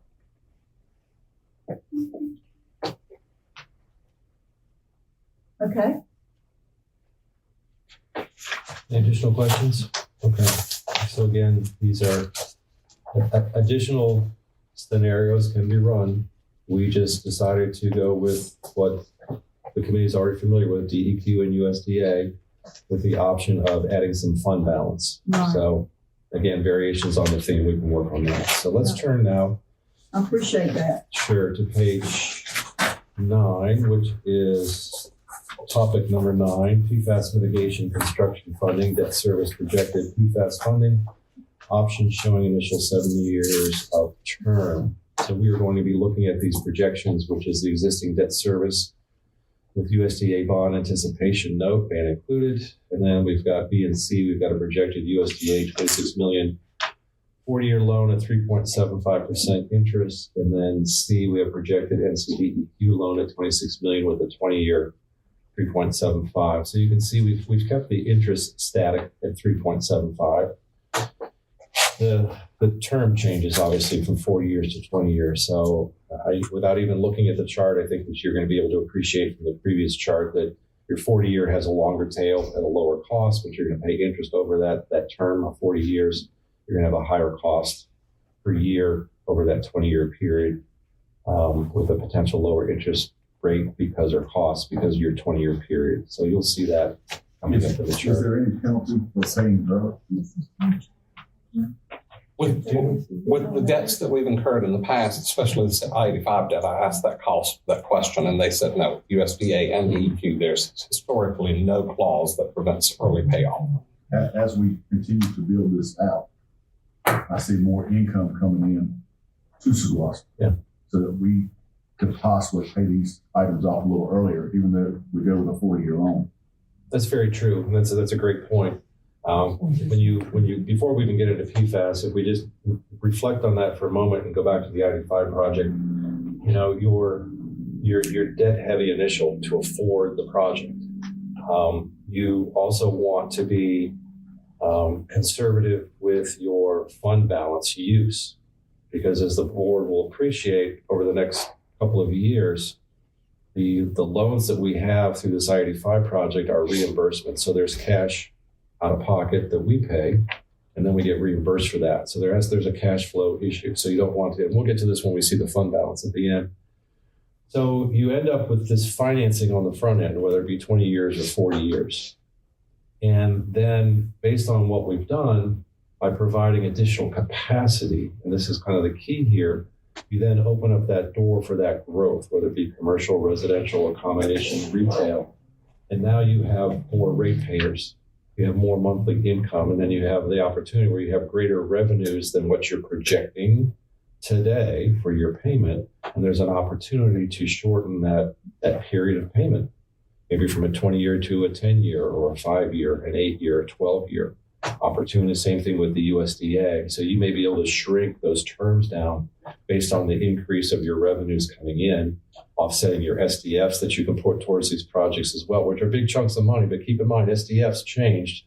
Developers don't pay all of those fees up front. They pay them over time per meter connection. So if a developer develops a project of 800 homes over 5 years, those SDFs are coming in on an annual basis, not all at once. But that portions of those projects could be dedicated also to funding these projects that we have here. So we may say in the future, should the board decide that we're going to go with a 20-year, just to put a number on a 20-year DEQ loan on that northern interceptor, we could also identify that any projects coming in within a certain region, their SDFs for sewer would be dedicated to debt service or paying off, portions of that project as well, correct?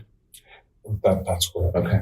So keep that in mind as well. You've got that revenue coming in from that development, which can help offset that, which then again would bring, you pay off more of your principal, you can bring your loan term down more and more. So, and when we do our loans, I believe that they do ask about that as well, as far as revenues, correct, and projections, and what type of growth or customer increase there would be, or revenues, right, tied to that? That's correct. So on both of these, they require you to certify a projection of revenues for the initial term of when the loan is going to start. And you have to project that. And we project it conservatively, because to Scott's point, and to what you're asking is, it's a reasonable assumption that if we build it, they will come. But we also know that years ago, the economy tanked and a lot of builders didn't come. So we have to base these charts, as you're looking at them, just understand that these are somewhat, to Ms. Chinsky's point earlier, a worst case scenario, that we've got to pay this debt whether they come or not. So we're assuming that, we're just showing you the debt service. There are always options and hopefully revenues that maybe can shorten these terms, to your point. So it may not be 40 years or 20 years. Right. But the first 7 years, I think it's a safe bet that you're probably not going to have so much building that the revenue is going to be flooding in the first, second, third year of the loan. Okay. Okay. All right. PFAS. Ready to move on to PFAS? No, Oh, okay. no.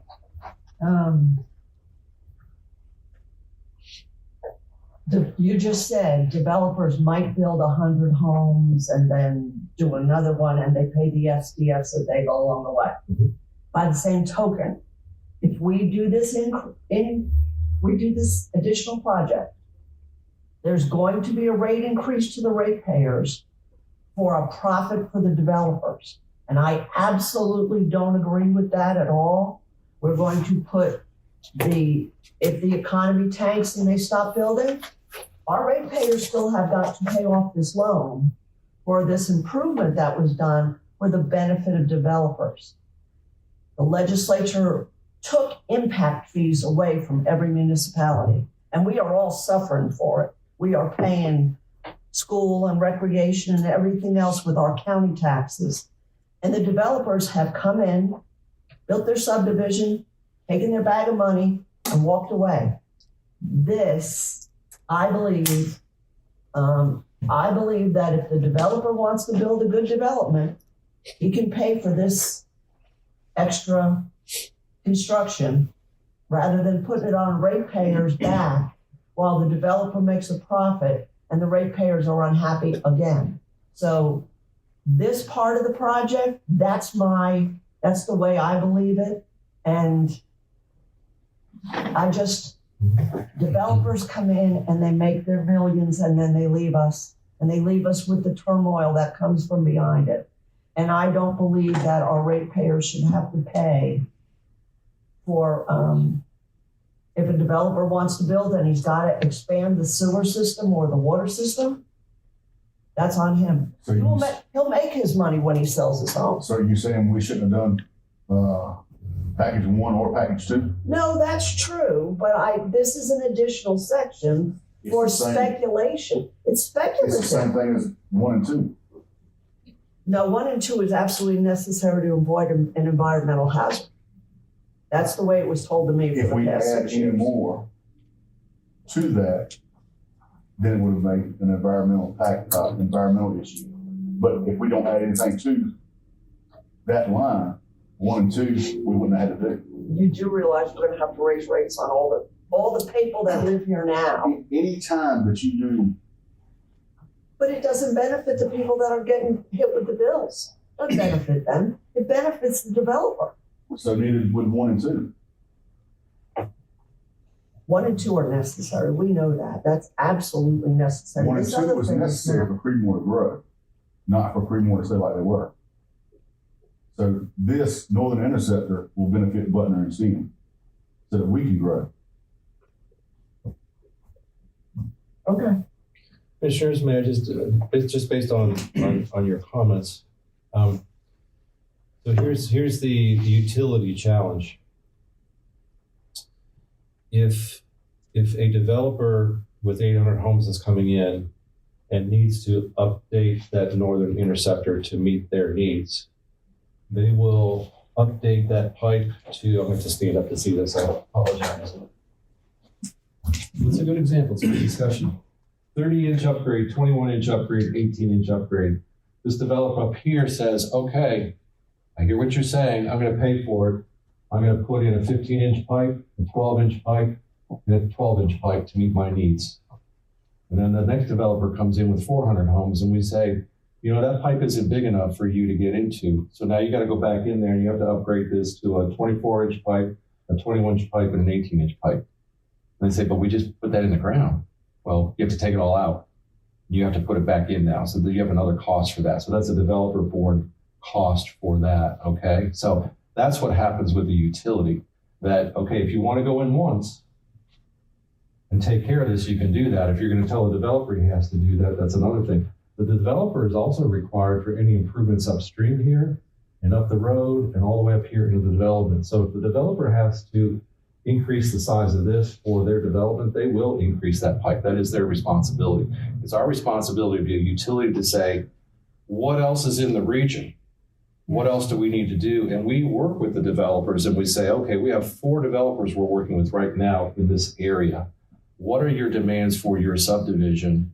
Let's run the analysis because we know you need this much flow, you need this much flow, and this much flow. And we come back and we say, aha, we don't just need an 18-inch pipe, we need a 21-inch pipe to service that region. That's just part of utility planning. So that's the first part. The second part is if you don't want to finance any of that Northern Interceptor, then just use your cash on hand to pay it. Don't get a loan. Just take it out of your fund balance. Just take $5 million out of your fund balance or $6 million, whatever comes in over the course of a period that you're building it, or build it in phases over 2 years and dedicate fund balance. Those are options as well that you can do. And that's part of the scenario planning that we're looking at here too. So what if we were going to do these loans? What do they look like at 20 years and 40 years? But what does your cash on hand look like if you want to say, let's just pay for this with cash and be done with it, because we want to put all of our money and all of our rate increase, scary word, into PFAS, because that's a $26 million gift that we have to deal with. Okay, so those are some things as well. So it may make more sense to do cash on hand to pay for this project, because potentially you have 1,200 plus homes coming into that region with SDFs and revenue that over time will replenish and help pay for some of these other investments and some of the PFAS as well. Everybody gets to share in the wealth here, right, in the bill for that. So those are some of the things that we have to look at as well. Bottom line is we have issues with that pipe right now. It's at capacity. We can't put anything else into it. And if we don't do that development on that northern interceptor, we now turn our attention to the I-85 lift station and all of that construction, which I think is close to $20 million coming down that side. So you look at this and how to solve this and say, okay, do we fix the $8 million project or $6 million, or do we not do that and now have to look at what do we need to do to now install a new pump station, the I-85 lift station, and all the force main to the other side? We have costs on that too. We don't see that right now as a viable option, but those are the things that we would need to look at as a utility. Okay, how do you service that area now? Because there is pressure on that northeast corner of 85 and 56 that we're looking at as well in development. So it's all coming at us. So how do you have your engineering plans done and you're putting in 18-inch pipe there? You know there's going to be so much more homes there. How do you move forward with your current construction when you know that 18-inch pipe is not right? It needs to be 24, and to avoid upgrading it to, these are change orders, aren't they? No, let me take you back to 2022. All right, so the board spent $3 million, $5 million with CDM Smith. And part of the analysis that we did, the detailed analysis that we did to drive the 85 project was we looked at current capacity malfunctions and needs. To your point, the environmental concerns that we had out there, the restrictions. And then we said, okay, let's think about how we're going to do this throughout the area. We spent close to a year doing detailed hydraulic analysis, pump surveys, detailed flow monitoring. And we took our utility system and we overlaid the Butner 2040 plan, the Creedmoor 2040 plan, the county's plan, the town of STEM's 2040 plan. So all of your strategic plans, all of your zoning. And we said, if you were to stay with these zoning plans for the next 25 years, we can equate capacity demands based on density of your zoning for these regions. So we worked into our hydraulic model to say we would need so much capacity per acre based on this density to serve these regions. Mm-hmm. So we did that analysis. That analysis then drove this design. Okay. So we anticipate in Creedmoor and in STEM and in Butner and the county, certain development to happen over the next 50 years based on your comprehensive plans, your zoning plans, and your densities. And based on that, that's how we came up with this network.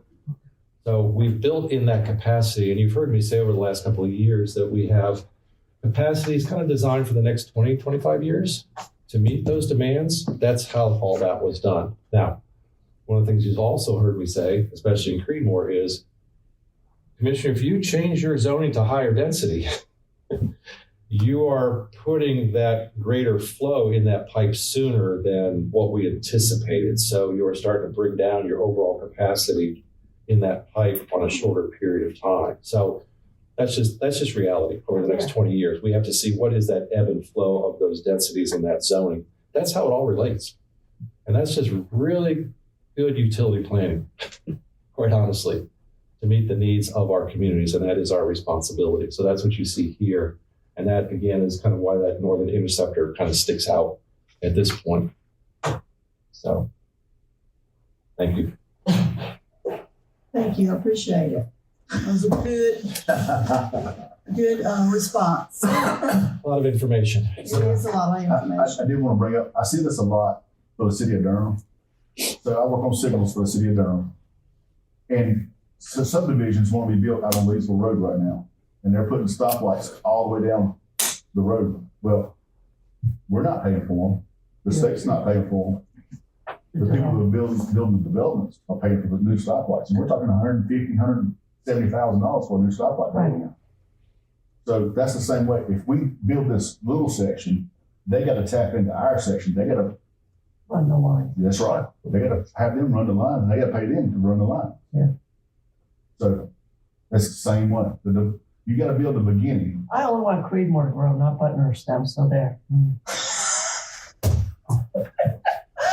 Meeting adjourned. Okay. I won't be here. So, we've done a great job avoiding the PFAS topic. Yes, Yes. we have. Okay, so I think we're ready, right, Richard? Flip by that chart. Let's Here continue. we go. Yeah, let's get into PFAS. So, We were trying to avoid that. I know. We all did our best, but So we're going to the chart on page 10, not on page 9, right? Yep, we've got to address PFAS. So looking at the chart on page 10. So this is a similar scenario that we just showed you for Northern Interceptor. You only see 2 bars on this one in addition to the green instead of 3 because we did not throw the scenario of SGWASA funding for PFAS because we've already made an assumption that may be funding the Northern Interceptor. So you've got 2 bars. So again, your green bar in 2026 is existent and your green bar all the way across is existent. Existing now includes the I-85 band debt and bond debt. So you've got about that is now existing debt. The dark red bar is the USDA loan, $26 million, 40-year term.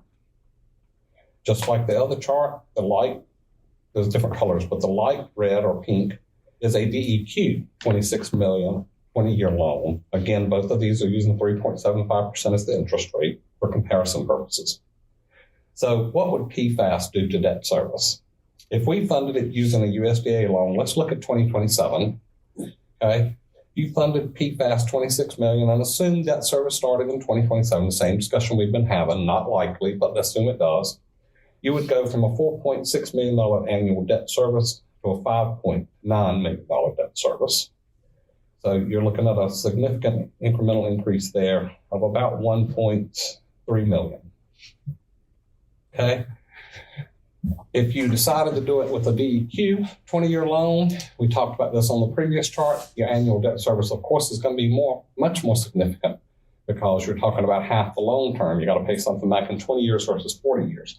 That debt service would be 6.5 million added total debt service for the year. So you compare the 4.6 we're at now, including the I-85, and you would go to 6.5.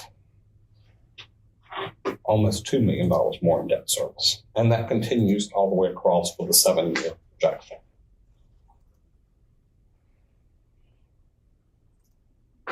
Any questions on that? There's too many numbers here. Can you take off a few? And a couple commas. Yeah, it's a lot of digits.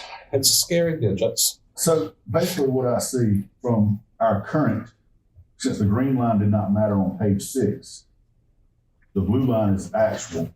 Yeah, and then So we're $1 million different per year. and here the green line represents the blue line on that other chart. I should have made that consistent through. But the previous chart had blues on it, so we changed it to green, and we should have made it blue. That's correct. So it's not the $2 million like it looks like, it's only $1 million. Because if you go to the original green line you had on page 6, it was 3.7. You go to the 5.8, which is $2 million difference. But the green line didn't mean anything because we're already at blue. Right, and if you notice in 2027, the green line says 4,588,000. Yep. If you notice, that mirrors the blue line on the previous chart. So right, the green bar is equivalent to the blue line. Right. Yep. Okay. Any questions on that? So does the pink line equal the medium blue line on page 8? No, it doesn't. It's only about $600,000, $500,000 more. So page 6, if you're referring back to page 6, the red line that we were looking at with total funding of new debt, that includes the Northern Interceptor scenario that we just looked at and the PFAS built into that one red line. Okay. And so I've shown you several scenarios for Northern Interceptor and PFAS. What did we bring forward into the red line on that chart? So this is We just possibly the most likely one, which is that we're funding Northern Interceptor with DEQ for $8 million, 20 years, and we're funding PFAS, since it's a much larger amount, with USDA over 40 years. So that's what that original red line was. It's taking these scenarios and merging them two together and saying, okay, here's your red line on the debt service chart. That makes sense?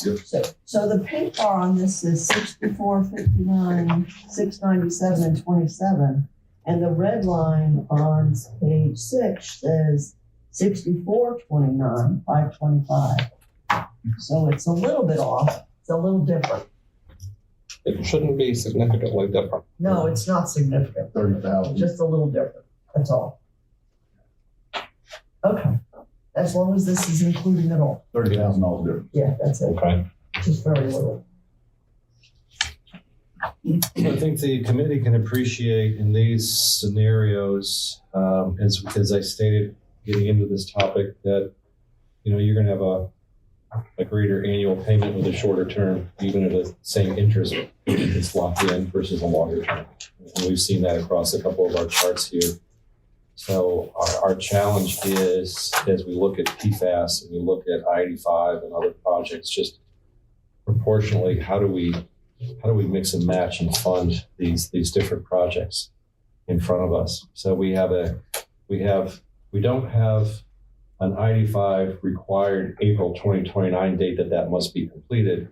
We have an April 2029 date that this project must be actually completed and functional with the PFAS. So a little bit of difference there too. And luckily they're not both $26 million projects in front of us. This one is a higher priority and we're moving in that direction.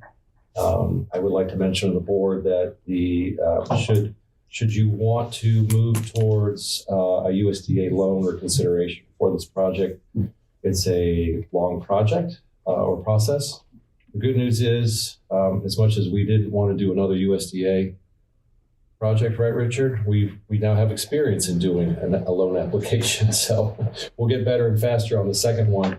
We have talked to the USDA. Of course, their fiscal year is the government fiscal year, the federal government, so they're an October 1st fiscal year, I believe. So they do a lot of their funding awards and review currently as we're speaking. Their fiscal year comes to a close, so they have a new fiscal year, obviously, starting in October.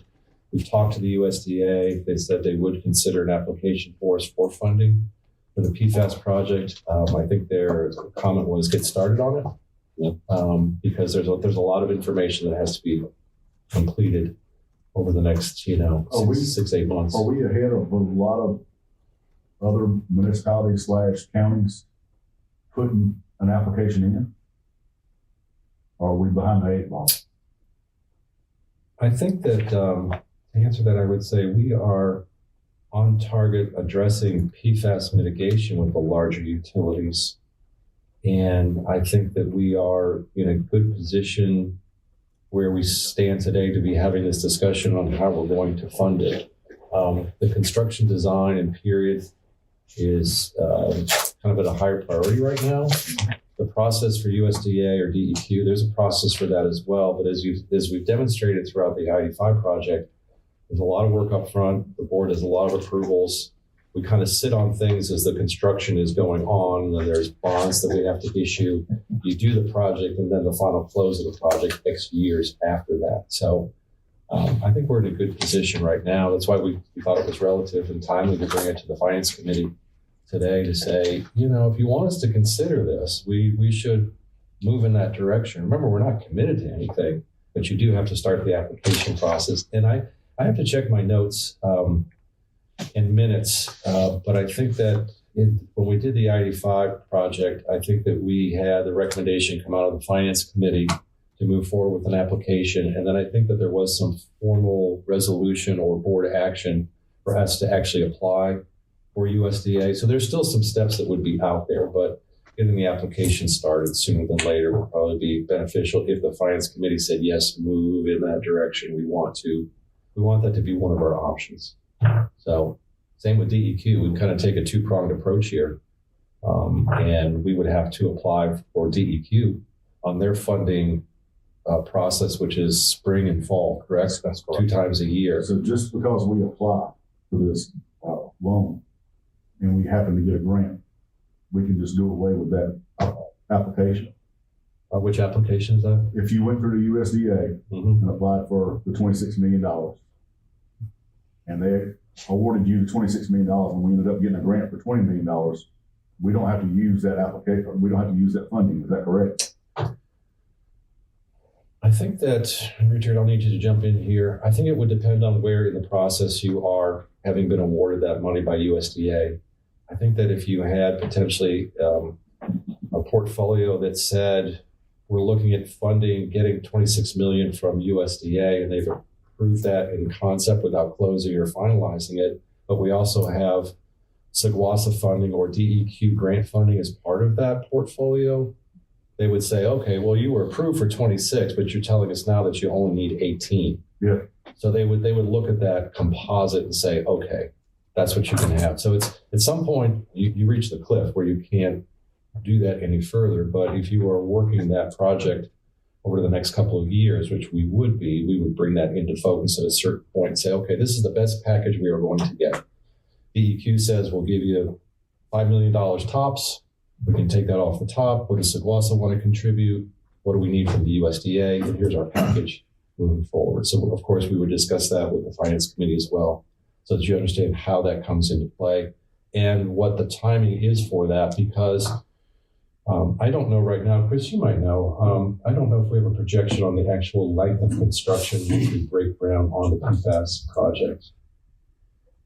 I do not. Okay. I do not. We're finishing 30% design pretty soon. We're almost there. That's our next milestone for that design, which is good. We're right on target with CDM Smith. But I haven't looked far enough ahead to see, is it a 12, 6, 9, or 18-month construction?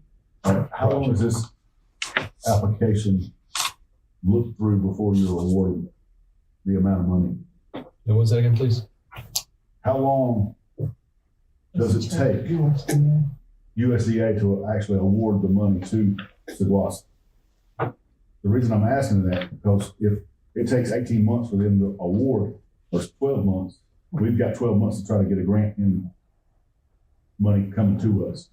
So then we can tell them, hey, we only need 10 million, we only need 12 million.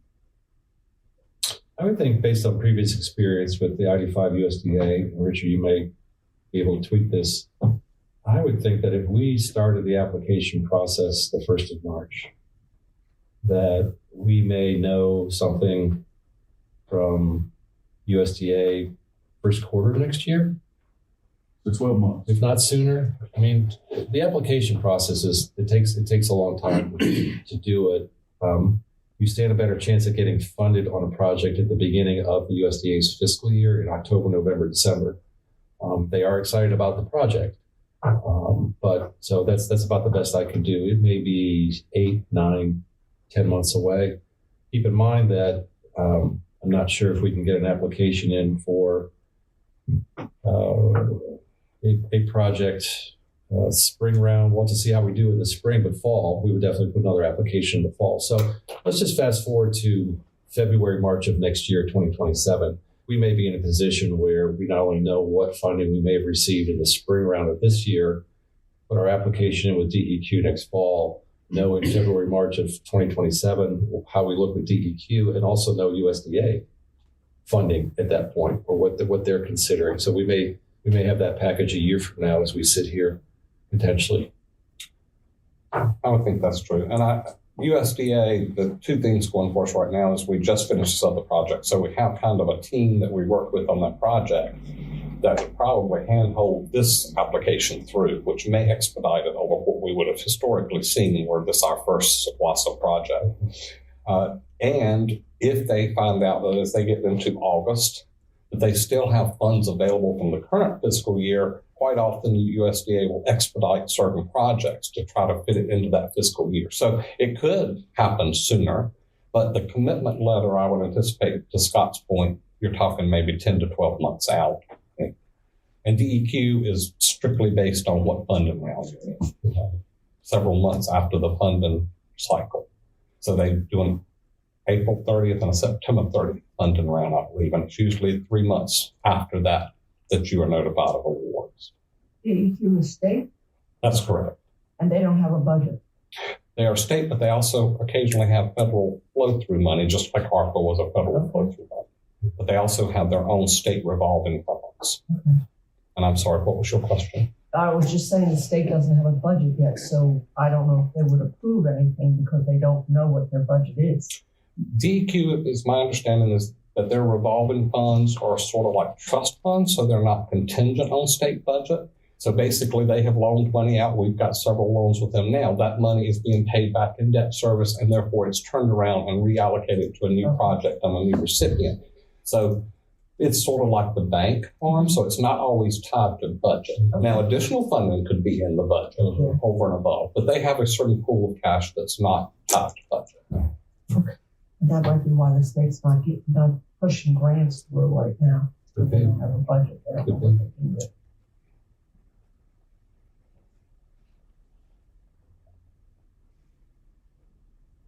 All right, so a great maybe takeaway as we get ready to segue into the next slide is that we are very aggressive on PFAS.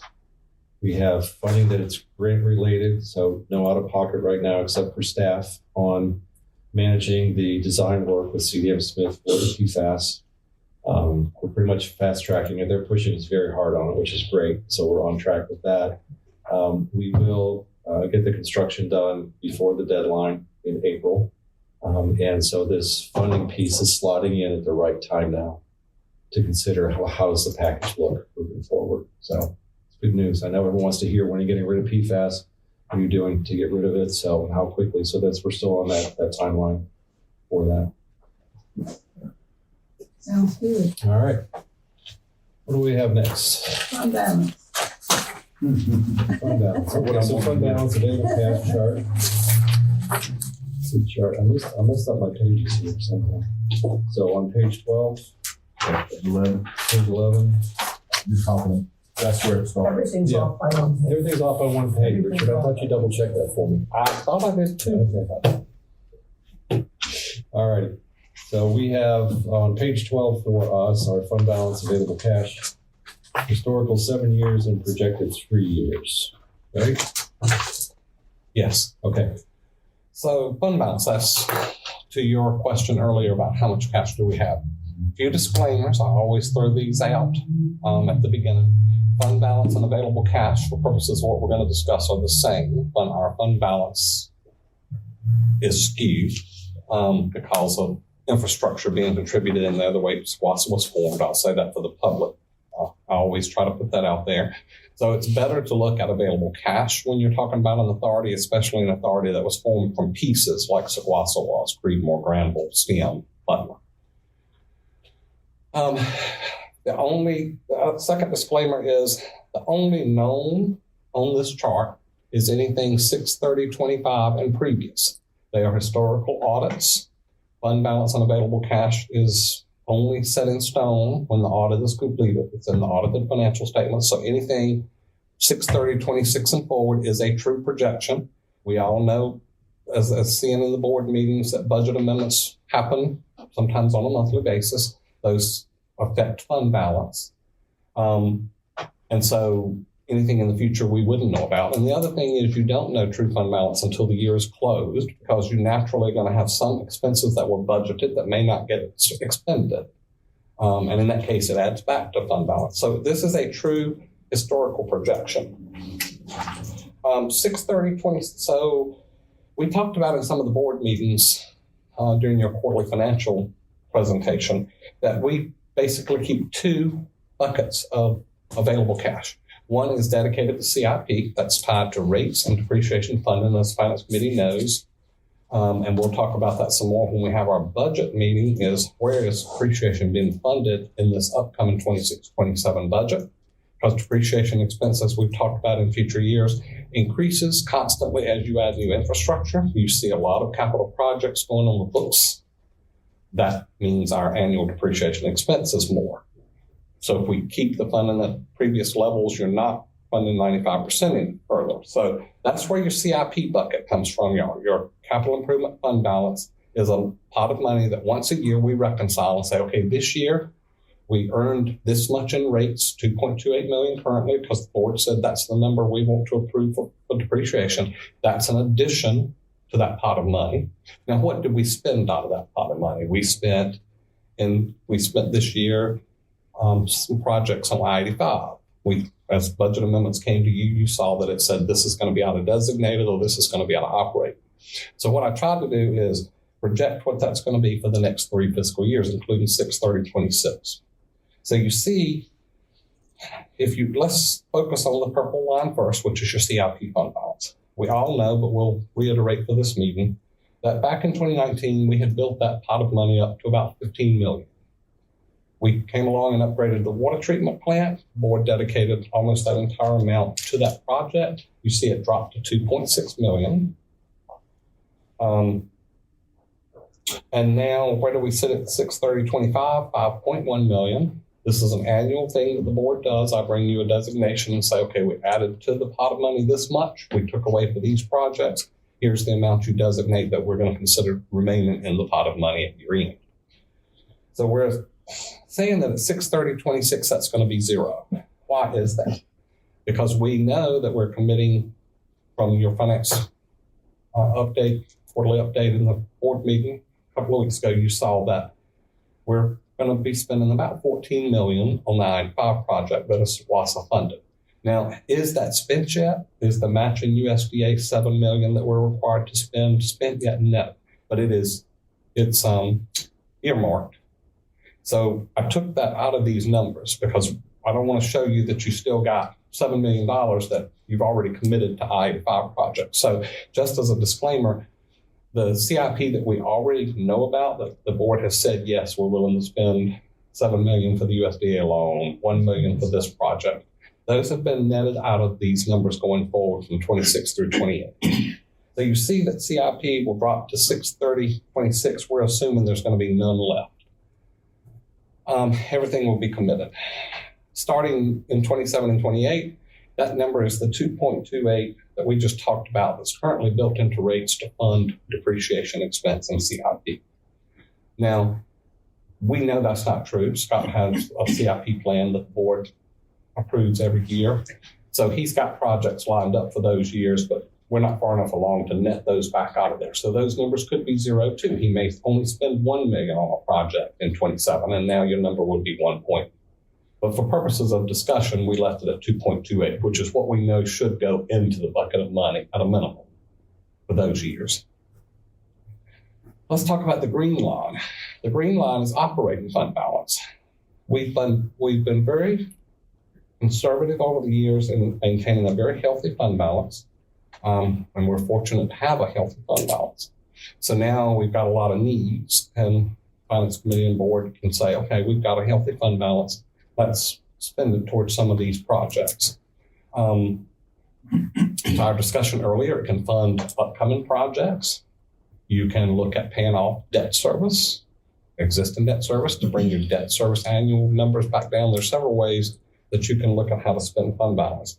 And of course, some years we're spending it to balance the budget. We saw that this current year that we're in, we spent 1.5 million roughly on capital outlay. So you'll see that 2025, we're almost 26 million in operating cash. Now, this is in addition to CIP, separate bucket of money. So just a disclaimer, that's not included in the green line. We're projecting, so that's almost 26 million. We're projecting in this year, it will drop to about 20 and a half. Why the 5 million drop? Well, we know that you committed 1 million, for instance, to the water treatment plant filter. And when we brought you that budget amendment to award that contract, we said this is coming out of operating fund balance, not CIP, because CIP is pretty much fully committed to I-85 at this point. And you've got other projects. Most of the difference between these two numbers, other than the 1 million WTP filter, is I-85 expenses. We know that legal's being funded out of I-85, easements were being funded out of I-85, so there's a lot of I-85 costs that are being funded by SGWASA. The other thing in that 5 million that may not come true is we know that built into the USDA loan application, there are certain expenses that we may never realize. We hope we never realize. Those being a contingency that they require you to build in construction.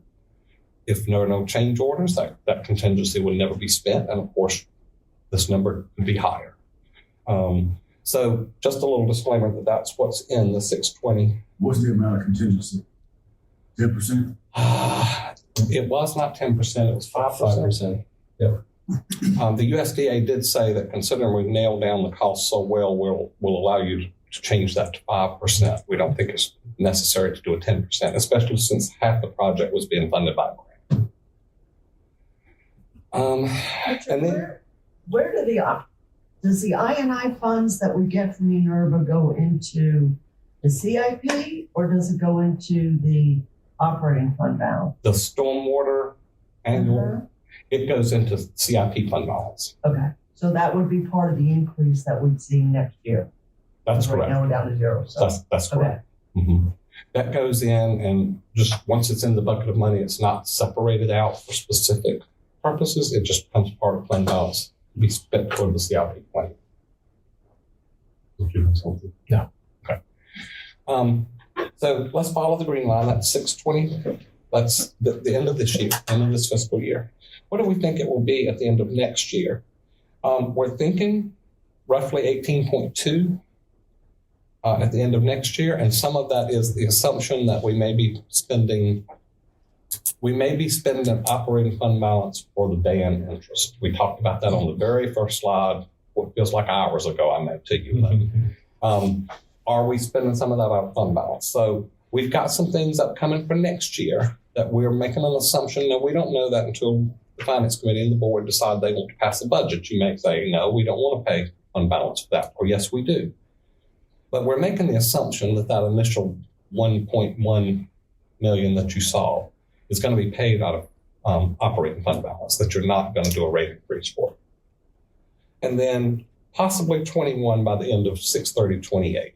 Now, you know I'm going to say this, that's 2 years away with 12 months in each year with possible projects and budgets coming up, budget amendments coming up all the time. That is, I would not bet my job on that $21 million. But I think it's a reasonable projection at this point. But available cash is very fluid. So we have 21. Right now, at the end of 2025, we have roughly 26 million. Okay. Now, total fund balance is the top red line. That's just a combination of those two numbers added together. And you see that at the end of 26, they merge together with the green line because we're saying CIP fund balance will be at 0. So naturally, they're going to be the same number. So 20.5 is what we're projecting at the end of this year. With an operating budget, I believe, of 17 million, that's a little over 100%, of course.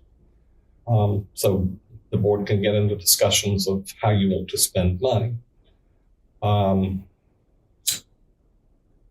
The only thing I will reiterate is what Scott alluded to a little earlier, is that during the next 2 years that you see projected on here, 27 and 28, you do need to keep enough cash flow because you are floating.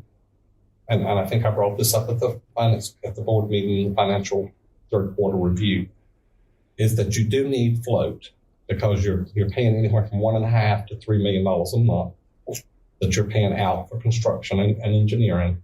And then hopefully you're getting that back within a 30-day turnaround, but you do need to float it. And should something slow us down and we go to a 60-day turnaround, then now you could be floating $3 to $6 million a month.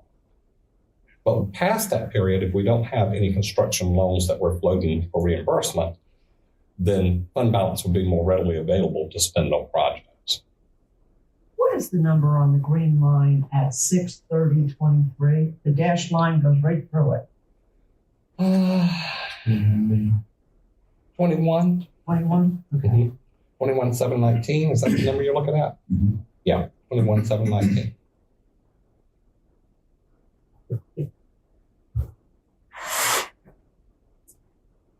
And you'll see at the top of the chart, I did say that the 27 and 28 projections, they assume that we're not using any fund balance use as part of the budget ordinance and no new debt service that we're funding with fund balance other than banking.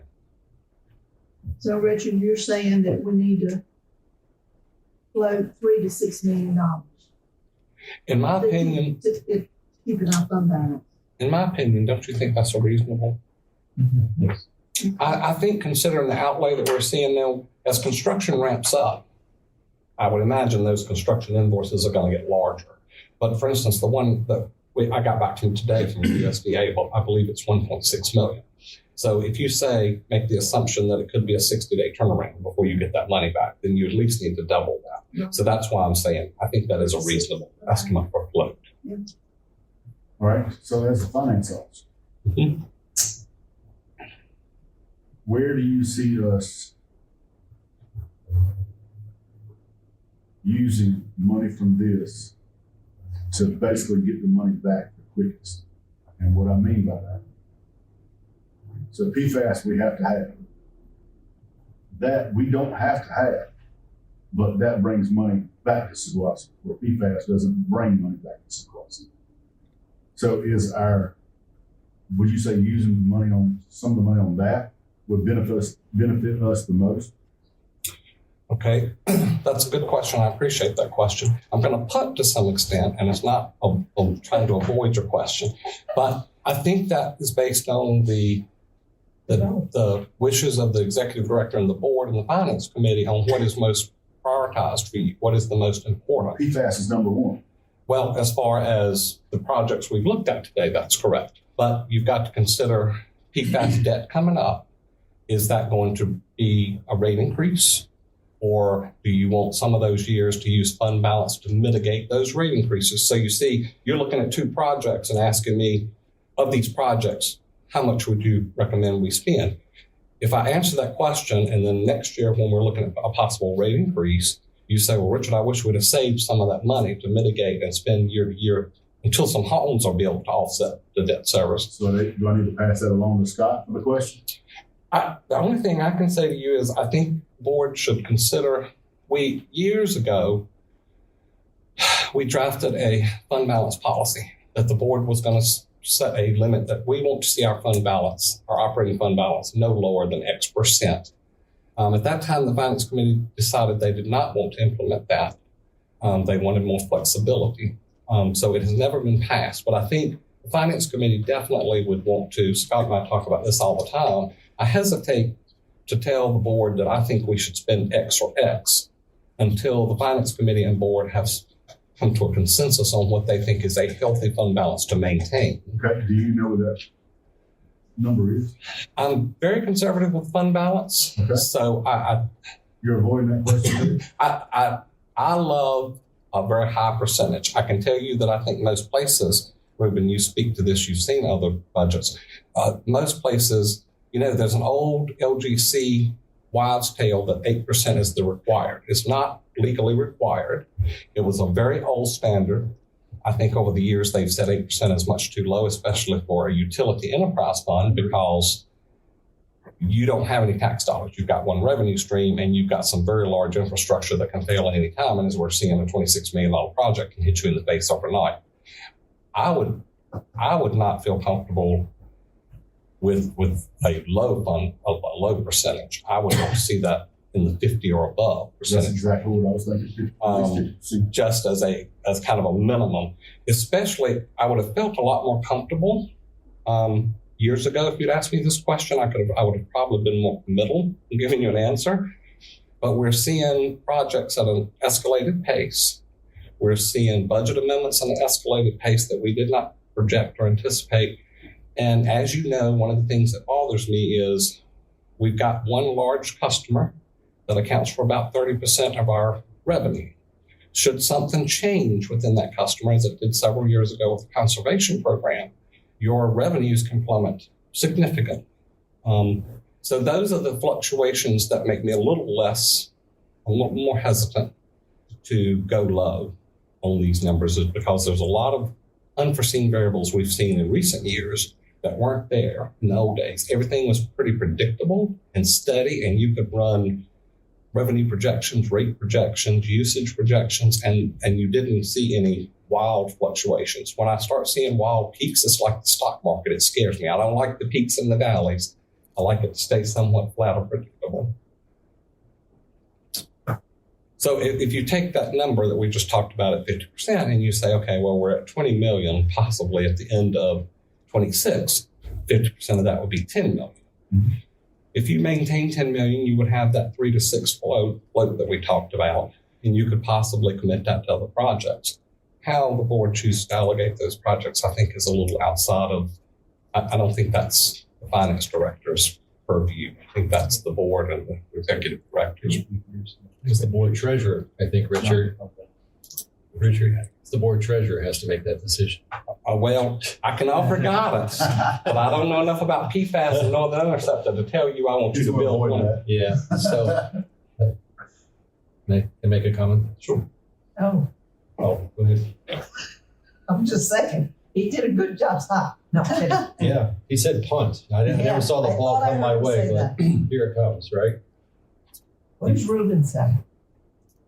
I think 50% is a reasonable.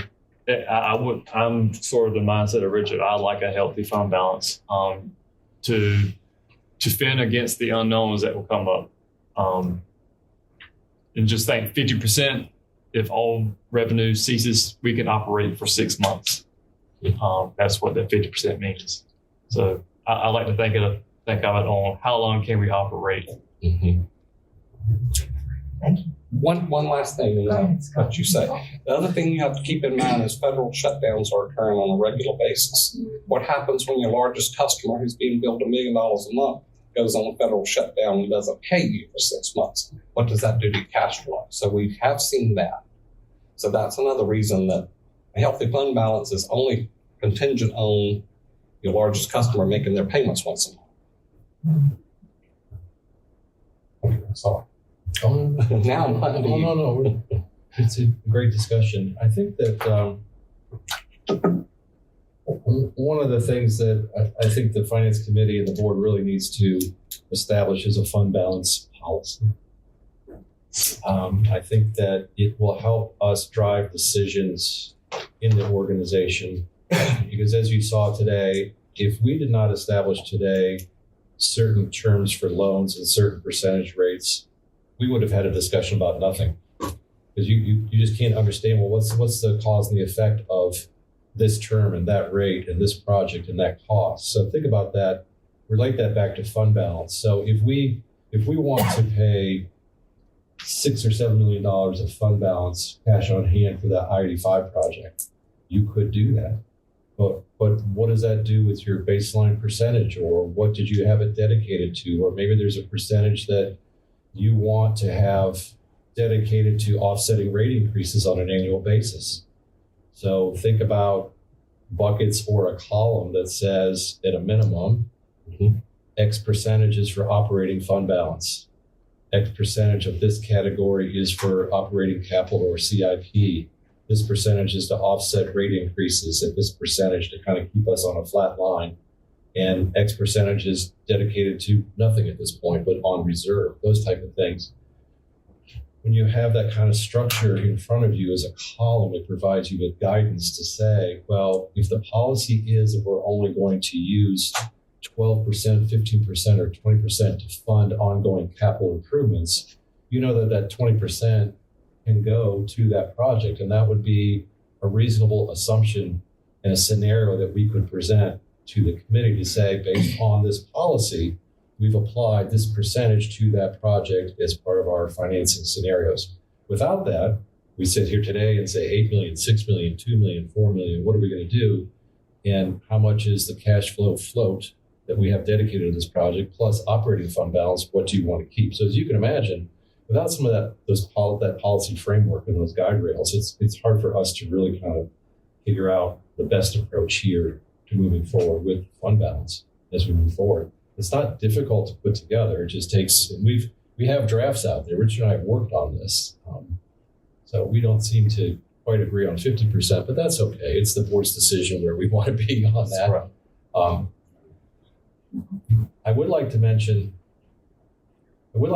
also for consideration that when you have outstanding fund balance that you have not dedicated to a project, that is a sore thumb to the USDA.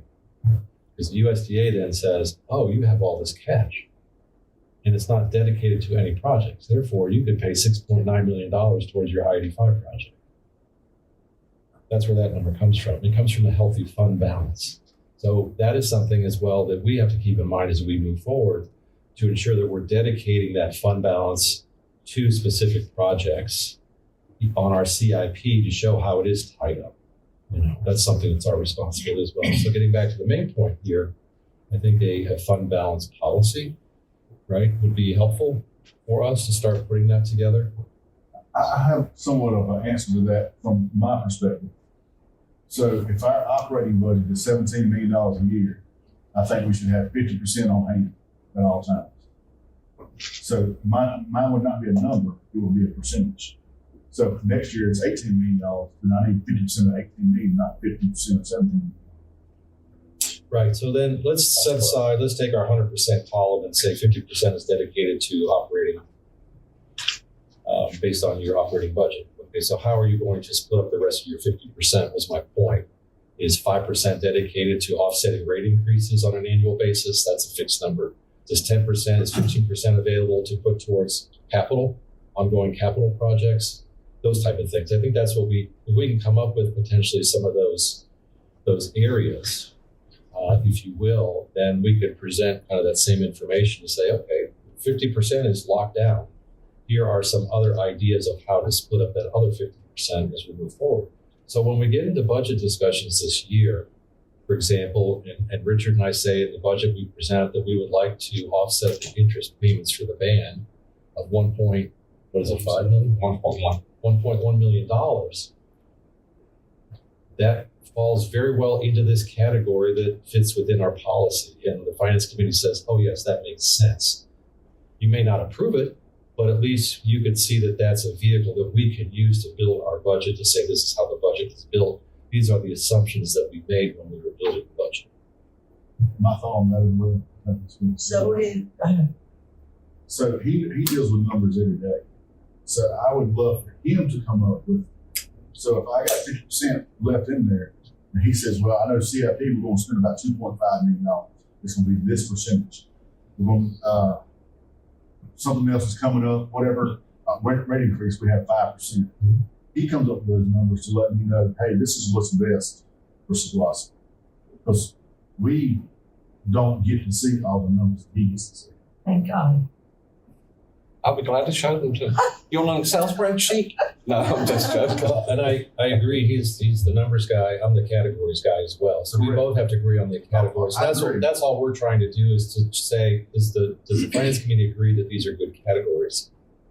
And are these, once you get the categories kind of defined, then you say, are these the good percentages? Well, I agree, all of y'all should work together, not just. Right, and that's really what we're looking for too, are those percentages that we can dedicate to that money to these areas, and then it does fluctuate annually based on our budgets and our demands and special projects. So, yeah, and I would say to that even if we pass, I think I don't know that we've had guidance from the Finance Committee in recent history, definitely, that says, yeah, we're good with spending fund balance on capital projects, or we're better with spending fund balance to keep rates down. We've never had that guidance. So it's very difficult when we sit and try to say, well, should we try to fund a Northern Interceptor or should we rather put it in the budget to offset a rate increase? That's what Scott, I think, is saying, and we're all saying, is that some guidance of how the Finance Committee thinks is best to spend. We can internally decide percentages and dollar numbers, but without knowing, well, what are your priorities for spending fund balance? It's hard to nail those numbers I down. don't think any of us want to see a rate increase. No. So that is I think we're already high enough on our rates. If we have to increase rates, we just have to, but that's not on a high priority list for us. Well, I think we all agree with that. Yes, that's right. No, so with respect to that, then you are more than willing to spend 85% of your fund balance to not have a rate increase. Example, wait a minute. we said 50. Well, yeah, but you can't have your cake and eat it too. I want it. I know you do, and with ice cream. But see, those are the things that when you make that statement or demand that we don't want a rate increase related to $26 million in PFAS, okay, We're gonna have to, We know we that. know that's gotta happen. That's got Oh, well, But this Northern Interceptor Yeah. doesn't, I mean, so here's my question. I don't mean to interrupt you. But let me understand that I am right with you on this one. If we took the $8 million out of the 18,244,000, which is the number at 27. I'm gonna go with that number right now because 20 or 26, we can do 26, 20,544. That doesn't take us down to 50%. Right. But it funds a project that will bring income, and we won't slap that on the backs of the ratepayers. So, and that $8 million, if we'd agreed that we would pay that out of fund balance, that money then goes into the CIP fund, correct? And sits there until we spend it. Tell me that last part again. The money would come out of the fund balance and go into the CIP. That annually, that's the time to do it. just to fund that project. To fund that project. Right. So if the finance committee and board gives us that directive, then what would happen is when we bring you the designated CIP annual designation in July, we would include that now as being, and Scott and I have had this discussion. What I prefer is once I know what the percentage of fund balance you want to maintain for operating fund balance is, I prefer that the board designate. It doesn't have to be once a year anymore. It can be every quarter, 6 months, a year. But you decide we want to spend some operating fund balance now for a Northern Interceptor or whatever the project may be. Then we change the designation for that current year to say, okay, the board wants to put in another 5 million, 2 million, whatever that number is. And now it sits in a separate pot of money. And we now know that that's earmarked for It's designated. instead of it being in the big pot of money and we kind of say, well, let's do a water treatment filter out of operating budget. In other words, I'd like it to be sitting over here in this bucket of money so that everybody is transparent on all the books, that you don't touch it because it has a specific project. So, because you just mentioned water filter, we designated $1 million to the water. That's just for the first tank, isn't it? You didn't designate. That's my point. You said we're going to spend it out of operating fund balance. We're not going to bother to put it over here in this bucket of money. We're just going to leave it in the bucket it's in and spend it out of that bucket. Do we have a bottom line for all 5 tanks yet? It's a $900,000 project with, I think with contingency built into it, and it's for the job to complete all 5 filters. It's not for one filter, it's for all 5 filters. Right, but we approved to go for all 5 filters. The contract was for changing all 5 filters, yeah. And we're already into filter number 3 Okay. out of the 5. So Have we seen the difference? I'm sorry. Have we seen the difference in the water quality? Fantastic. Yeah. That's all I need to hear. So in Richard's example, if you're looking at the chart in 2027, if you were to take fund balance, operating fund balance green line, and dedicate $8 million out of that, you would see the green line decrease and the purple line increase. Correct. $8 million. Right. That would be, that's, and I think that's what you were saying. That's And that's what exactly Richard was saying was, we would take that money directly out of there and put it into the CIP fund balance And let it sit And there say- until we designate. and say it's dedicated to the I-85 Northern Interceptor. So we have that cost. And then we would know the project is funded. We would then start the process of advertising for bids, see where the bids come in. And hopefully the bids come in at $5 million instead. And then we simply then can figure out what to do with that balance of that funding, keep it in CIP for other projects or whatever. And that's how we think. We're always rolling forward thinking, okay, how But would that this would be? have to come back to the board if there was like $2 million left over and say, do you want to leave it in CIP or move it back? That is correct. We would say this is the cost of the Northern Interceptor at, I'm just going to say $6 million. And then we say the project's done. What do you want to do with the $2 million remaining? Leave it in there or move it back into cash on hand, back out into operating, right? Historically, just to give you a little historical perspective, the rule is if it's a project and it comes in below then it defaults back to operating fund balance. Now, we can change that very easily by the board saying, no, I won't leave it in designated, or you bring it back to me project by project. The reason we didn't do it project by project, we're looking at big projects now. But if you think back 10 years ago, you were dealing with a $100,000 project, a $200,000 project, and we didn't want to come back to the board and say, instead of $100,000, it was $99,000. Do you want the $1,000 to stay? So historically, the Finance Committee said, if it's designated money, it stays in designated funds. But if it's operating money that you move for a project, it defaults back to operating. With the budget amendment. With an annual designation. Oh, okay. With an annual designation. Not to interrupt. Crystal, Yes. believe this telephone has died. Oh, it's okay. Thank you. I have another. Okay. Thank you so much. It went off, so I want to. Thank you. And the only other thing I would say about percentages while it's in my head is once you define, as Scott said, if you had categories that I want this much to stay in operating, this much to go toward debt service, this much to annual budget, rate mitigation, however you want to call it, I would recommend that you do not do that on a month by month, week by week basis, that it become an annual end of year audit. It's been audited. The numbers are set in stone. Here's the numbers. Now let's apply the board or finance committee's chart to this fund. So like at the end of the year, if the fund balance is over 50%, What do you do with it? we would decide to move it to CIP or start another project. The policy could say you'll automatically do this to it. The Yeah. policy could say come to the board and give us a presentation and we'll make a decision.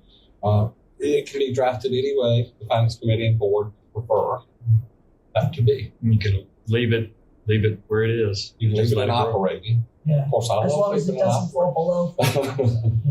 Yeah, it's a very good point. You know, we're with what category do you want to move it to? Or maybe that's where The you, Church Street project in Creedmoor, maybe? well, you know, all of a sudden now you've got 4 years remaining of long-term debt that has a balance like this.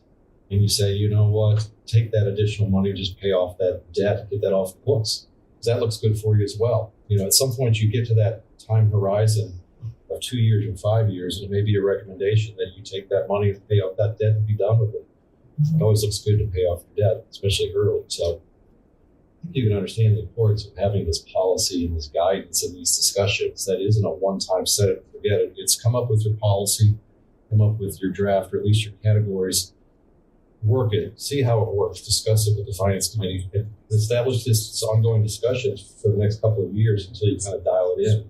How is it working? Because remember, after you get past the ID5 project a couple of years from now, you don't have that heavy cash flow demand.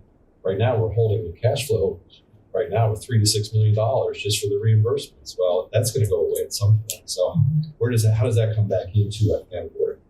So I really think that should come from you. Where I said he's the numbers man. Well, you kind of understand, you and Chris can work together to say, hey, we're going to need about 10% just to go to CIP. And we're going to need 20% to go. Yeah. So I think that's where your sandbox is. I appreciate that. And Richard and I and Chris have already had some of those discussions in the last 6 months just to kind of see how does this feel. And we were hoping that the January or February Finance Committee meeting was a great opportunity, especially on the slide, to talk about how do you slice and dice that, you know, to meet the needs of the utility. And I really like the perspectives that the committee has that what's a good investment to generate future revenue. That was your point. When you look at that 85 Northern Interceptor, wait a minute here. If all the development does occur over the next 10, 15, 20 years in that area specifically, plus other areas, it's generating monthly revenue forever. But Not everything 20 that years. you know about that will come up there is residential. Do you have any commercial opportunities? There's I mean, commercial. has any commercial? There's commercial sprinkled in certain areas that we're Are aware there of. any developers that are promoting commercial growth up that way? Because commercial growth will. Not in this residential area that we know about towards the STEM here, but there's other pockets that are developing. We've got a small one coming. I know you do. I'm excited about I've got an idea, but I don't know if it might be.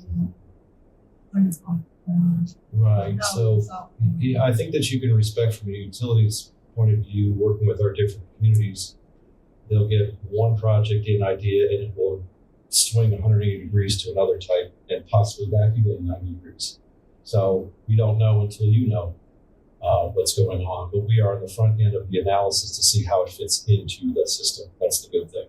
And we tell the developers, stress us out, right? Give us the max that you think the density would be so we can run the models, because we can always back down from there. That seems to be a good approach. Okay, I wanted to speak to the policy. I think that's good to have to establish a combined policy. And it would be a living document, so we can change it. Correct? Correct. And you were talking about, I knew you had an outcome, deciding what percentage of things that come up that you should spend on that. But right now, my mind, I've got a lot of numbers floating around. And I'm concerned about how much we will have to use out of our fund balance, because I don't want a ratepayer increase. So I think the overview is very good because we looked at all the projects and all the monies that we need to spend or get loans. But I think looking at the categories that do you not think that we need to have that reviewed every year? The categories and percentages.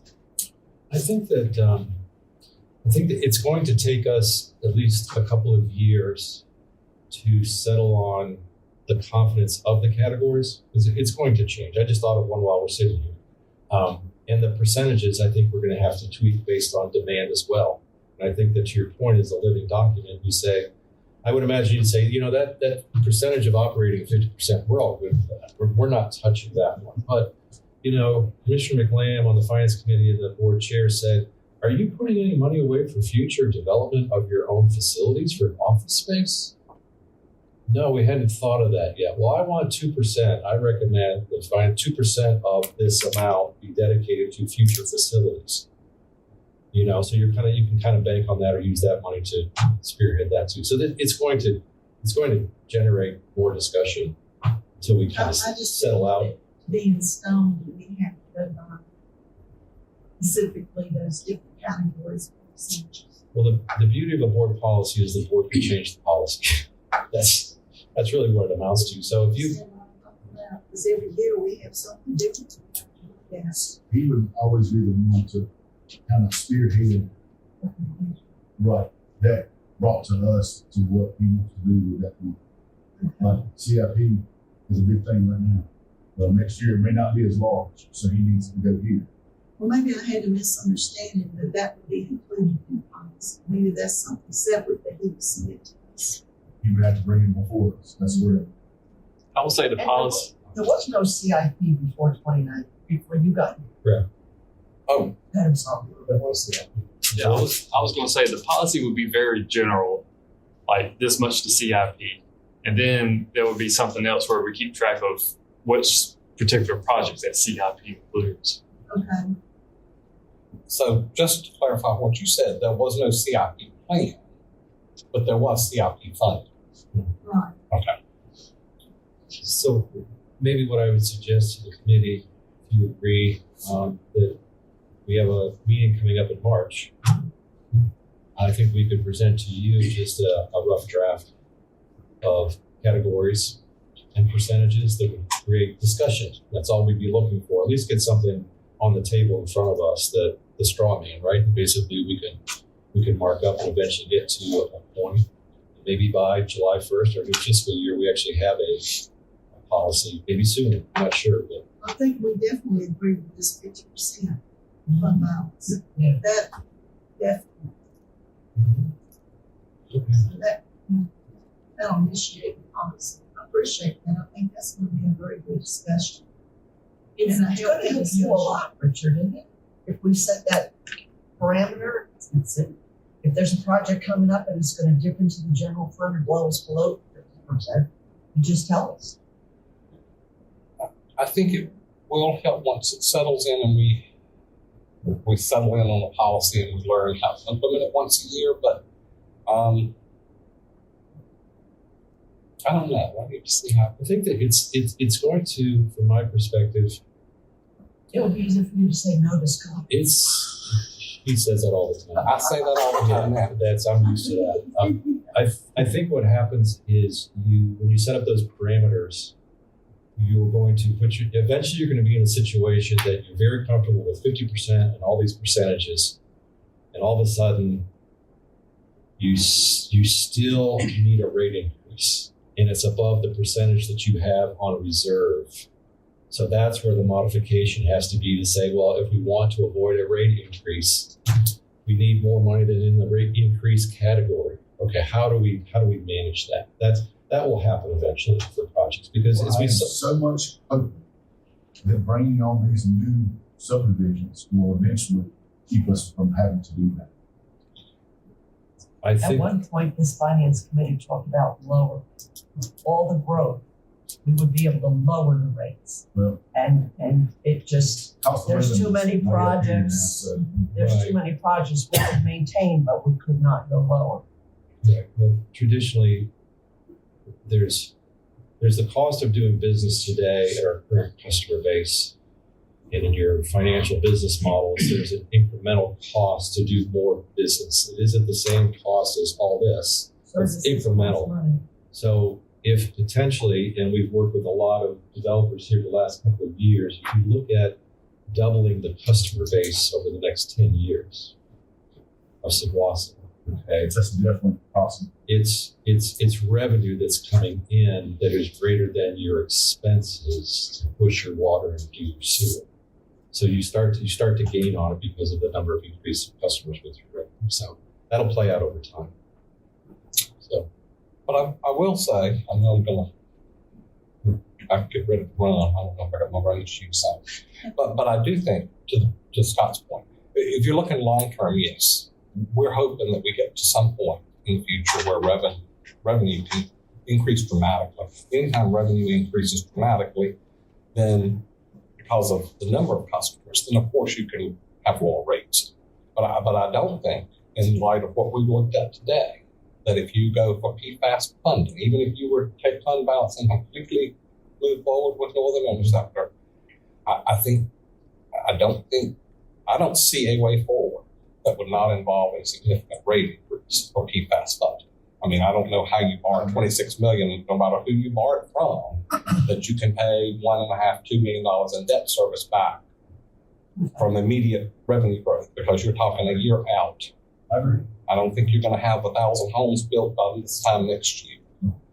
So I do think that to be completely transparent with the Finance Committee, we may skip this year, 7/1 of 26, without a rate increase. But if you move forward with PFAS funding, I think next year at this time we'll be talking about a totally different I animal. fully hope that whoever listens to this meeting outside of here understands that's coming. There's nothing we can do to Right. stop it. I didn't want to sugarcoat it, and then next year at this meeting, we're saying, well, why didn't we forewarn that when we were talking about spending fund balance? We could have used some of that fund balance to at least mitigate that rate increase. You won't avoid a rate increase with fund balance. There's just Unless you get a full grant of Unless you $26 go million. That's all correct. the way. That's correct. And 26 million never goes higher, but we know that every construction project we've had, it always goes higher. So I know that's an unpopular thing for a finance director to say, but I do want to be totally upfront with the finance committee that I don't foresee that. We've talked about it internally. Is there any way other than grants that we can avoid that? And I just do not see that. So there's been some heavy discussion, but healthy, to be aware of all our projects and the financial part of it, and how we can support it. But I agree, I would like to avoid the rate increase this year. We can do that. Who knows? We might have a blessing or two coming our way. Did a great job on all the information in the grants. They've been very helpful to me. Well, thank you. It's obviously A lot of personnel changes coming in the next team couple effort. of years.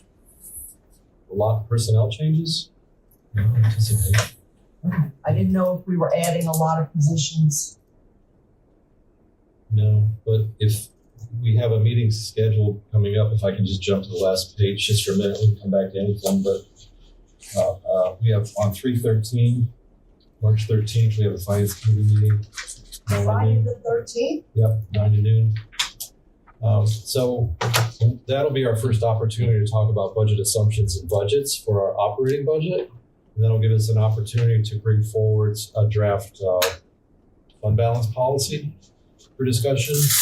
And so that's kind of what's earmarked for that meeting. Now,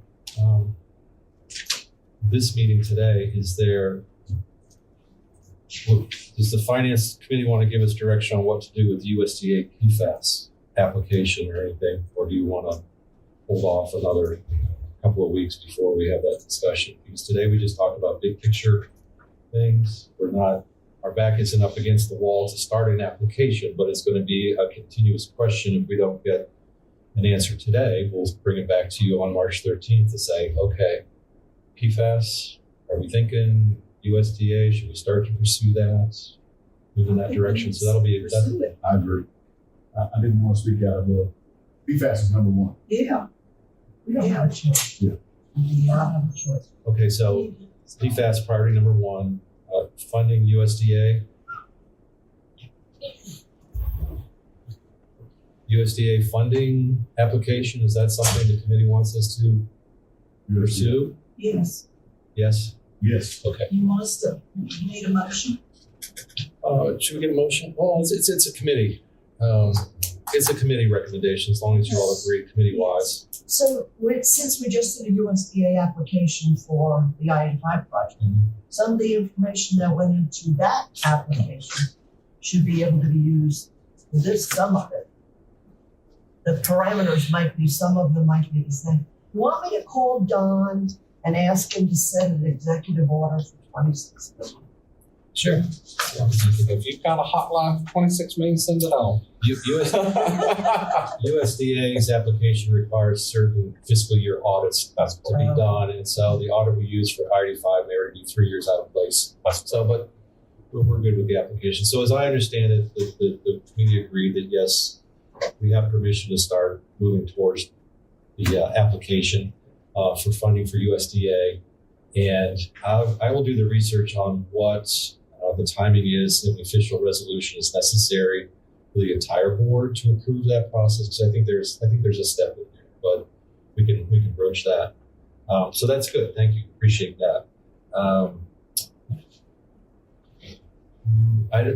I'm not sure if I'm clear on what to do with the I-85 project. It was a great discussion today. I know there's the board has kind of mentioned maybe we would cash fund that, but that's You want to vote? that's all I heard, and that's Well, I think the whole board has to vote, but we can give him direction.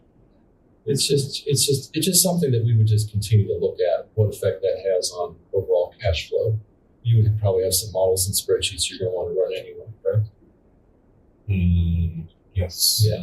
So okay, Can we add it to the agenda for discussion?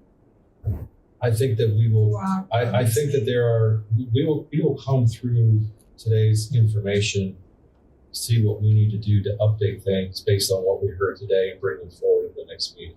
Okay. This is what we heard. This is a projection that we've run. This is the effect it would have. We're not going to do 40-year. We're going to do 40-year USDA, not 20-year DEQ. Those type of things. So some of those things will fall out now as we start to kind of bring this together. We just have to pull back and look at that, right? And within the next couple of weeks, we may also know something from the state in terms of grant funding for PFAS, which then we'll be able to start to filter into these discussions. So it's all coming together. So when do we need to do the northern, is there a time frame on when the northern interceptor construction has to, the contractor needs to know we're going forward with it and it's going to be done? They're going to bid it back out. Oh, you're going to bid it back? Yeah, we redid the project. Since we had such trouble on phase 2, we think that we're going to get a response. I think that what I was told was the magnitude of CQ2 the cost was something that tends to squeeze out contractors because they can't get enough bonding insurance to cover a $50 million project. You knock this down to $5 million to $8 million, it opens up the door to more contractors that can do it. Number two, if we can get a decision from Finance Committee and the board how we want to proceed, and we can do this within the next 90 days, there's a good opportunity that we can then issue this work this summer because all the design work is done. So we'll get The bids past are the done. interest quarter. Pardon me? So we'll get past the interest quarter. Right. So we might have more money. Right. now. But you have 2 contractors already in town. Yeah. And they'll be, contractor number 1 is going to be finishing up CP1 as well. So they may say, we are already here, we are going to bid it this cost versus somebody else coming in. There's going to be more competition. It's going to be a good thing. We just don't want to wait on it too long to do it. I think it was something we would like to bid out this calendar year and possibly be under construction this calendar year if the board decided to go in that direction. As all the funds come to the end as well, their projects are not being, there's not as many projects on the books that are funded through ARPA, so there may be more availability of contractors to do work. That's true. That's true. Yeah, that's a good point. So we're all racing to beat the ARPA deadline. We got all this money 2 years ago, and they said you have to spend it down by 2026. Everybody said, thank you so much for the money. And all these contractors are super busy right now working on those projects to meet those deadlines. So as they complete their work here, they're going to be more abundant and maybe able to bid on them. They're going to be looking for projects. So that's what you want. You want that competition to drive our prices down. So, It's what I okay. mean by the blessing. Right. You never know. Okay, so I will, if I may, let me just ask my team, is there anything that you need as far as understanding what we're doing next? We can always review the tape, but no, I'm good. Okay, Ruben? I'm good. Chris? I think we're good on our side. Thank you very much. So, No, I'm just, this was a really good meeting. I hope we helped you all as much as you helped us. I think the Northern Interceptor needs to move forward and using the funds would be the best option to make it move forward. I agree. I would like to see us move forward on the Interceptor. We can assist that without a lot of pressure on us. I like to see that happen. And I can't thank you enough for this. I know I've said it once, but it was a very productive meeting. Well, it's Got a fantastic. lot of information. So thank you for that, and we look forward to March meeting. very good. Thank you. Thank you. Do we need to adjourn? Okay. Motion to adjourn. Second. All in favor, say aye. Thank you.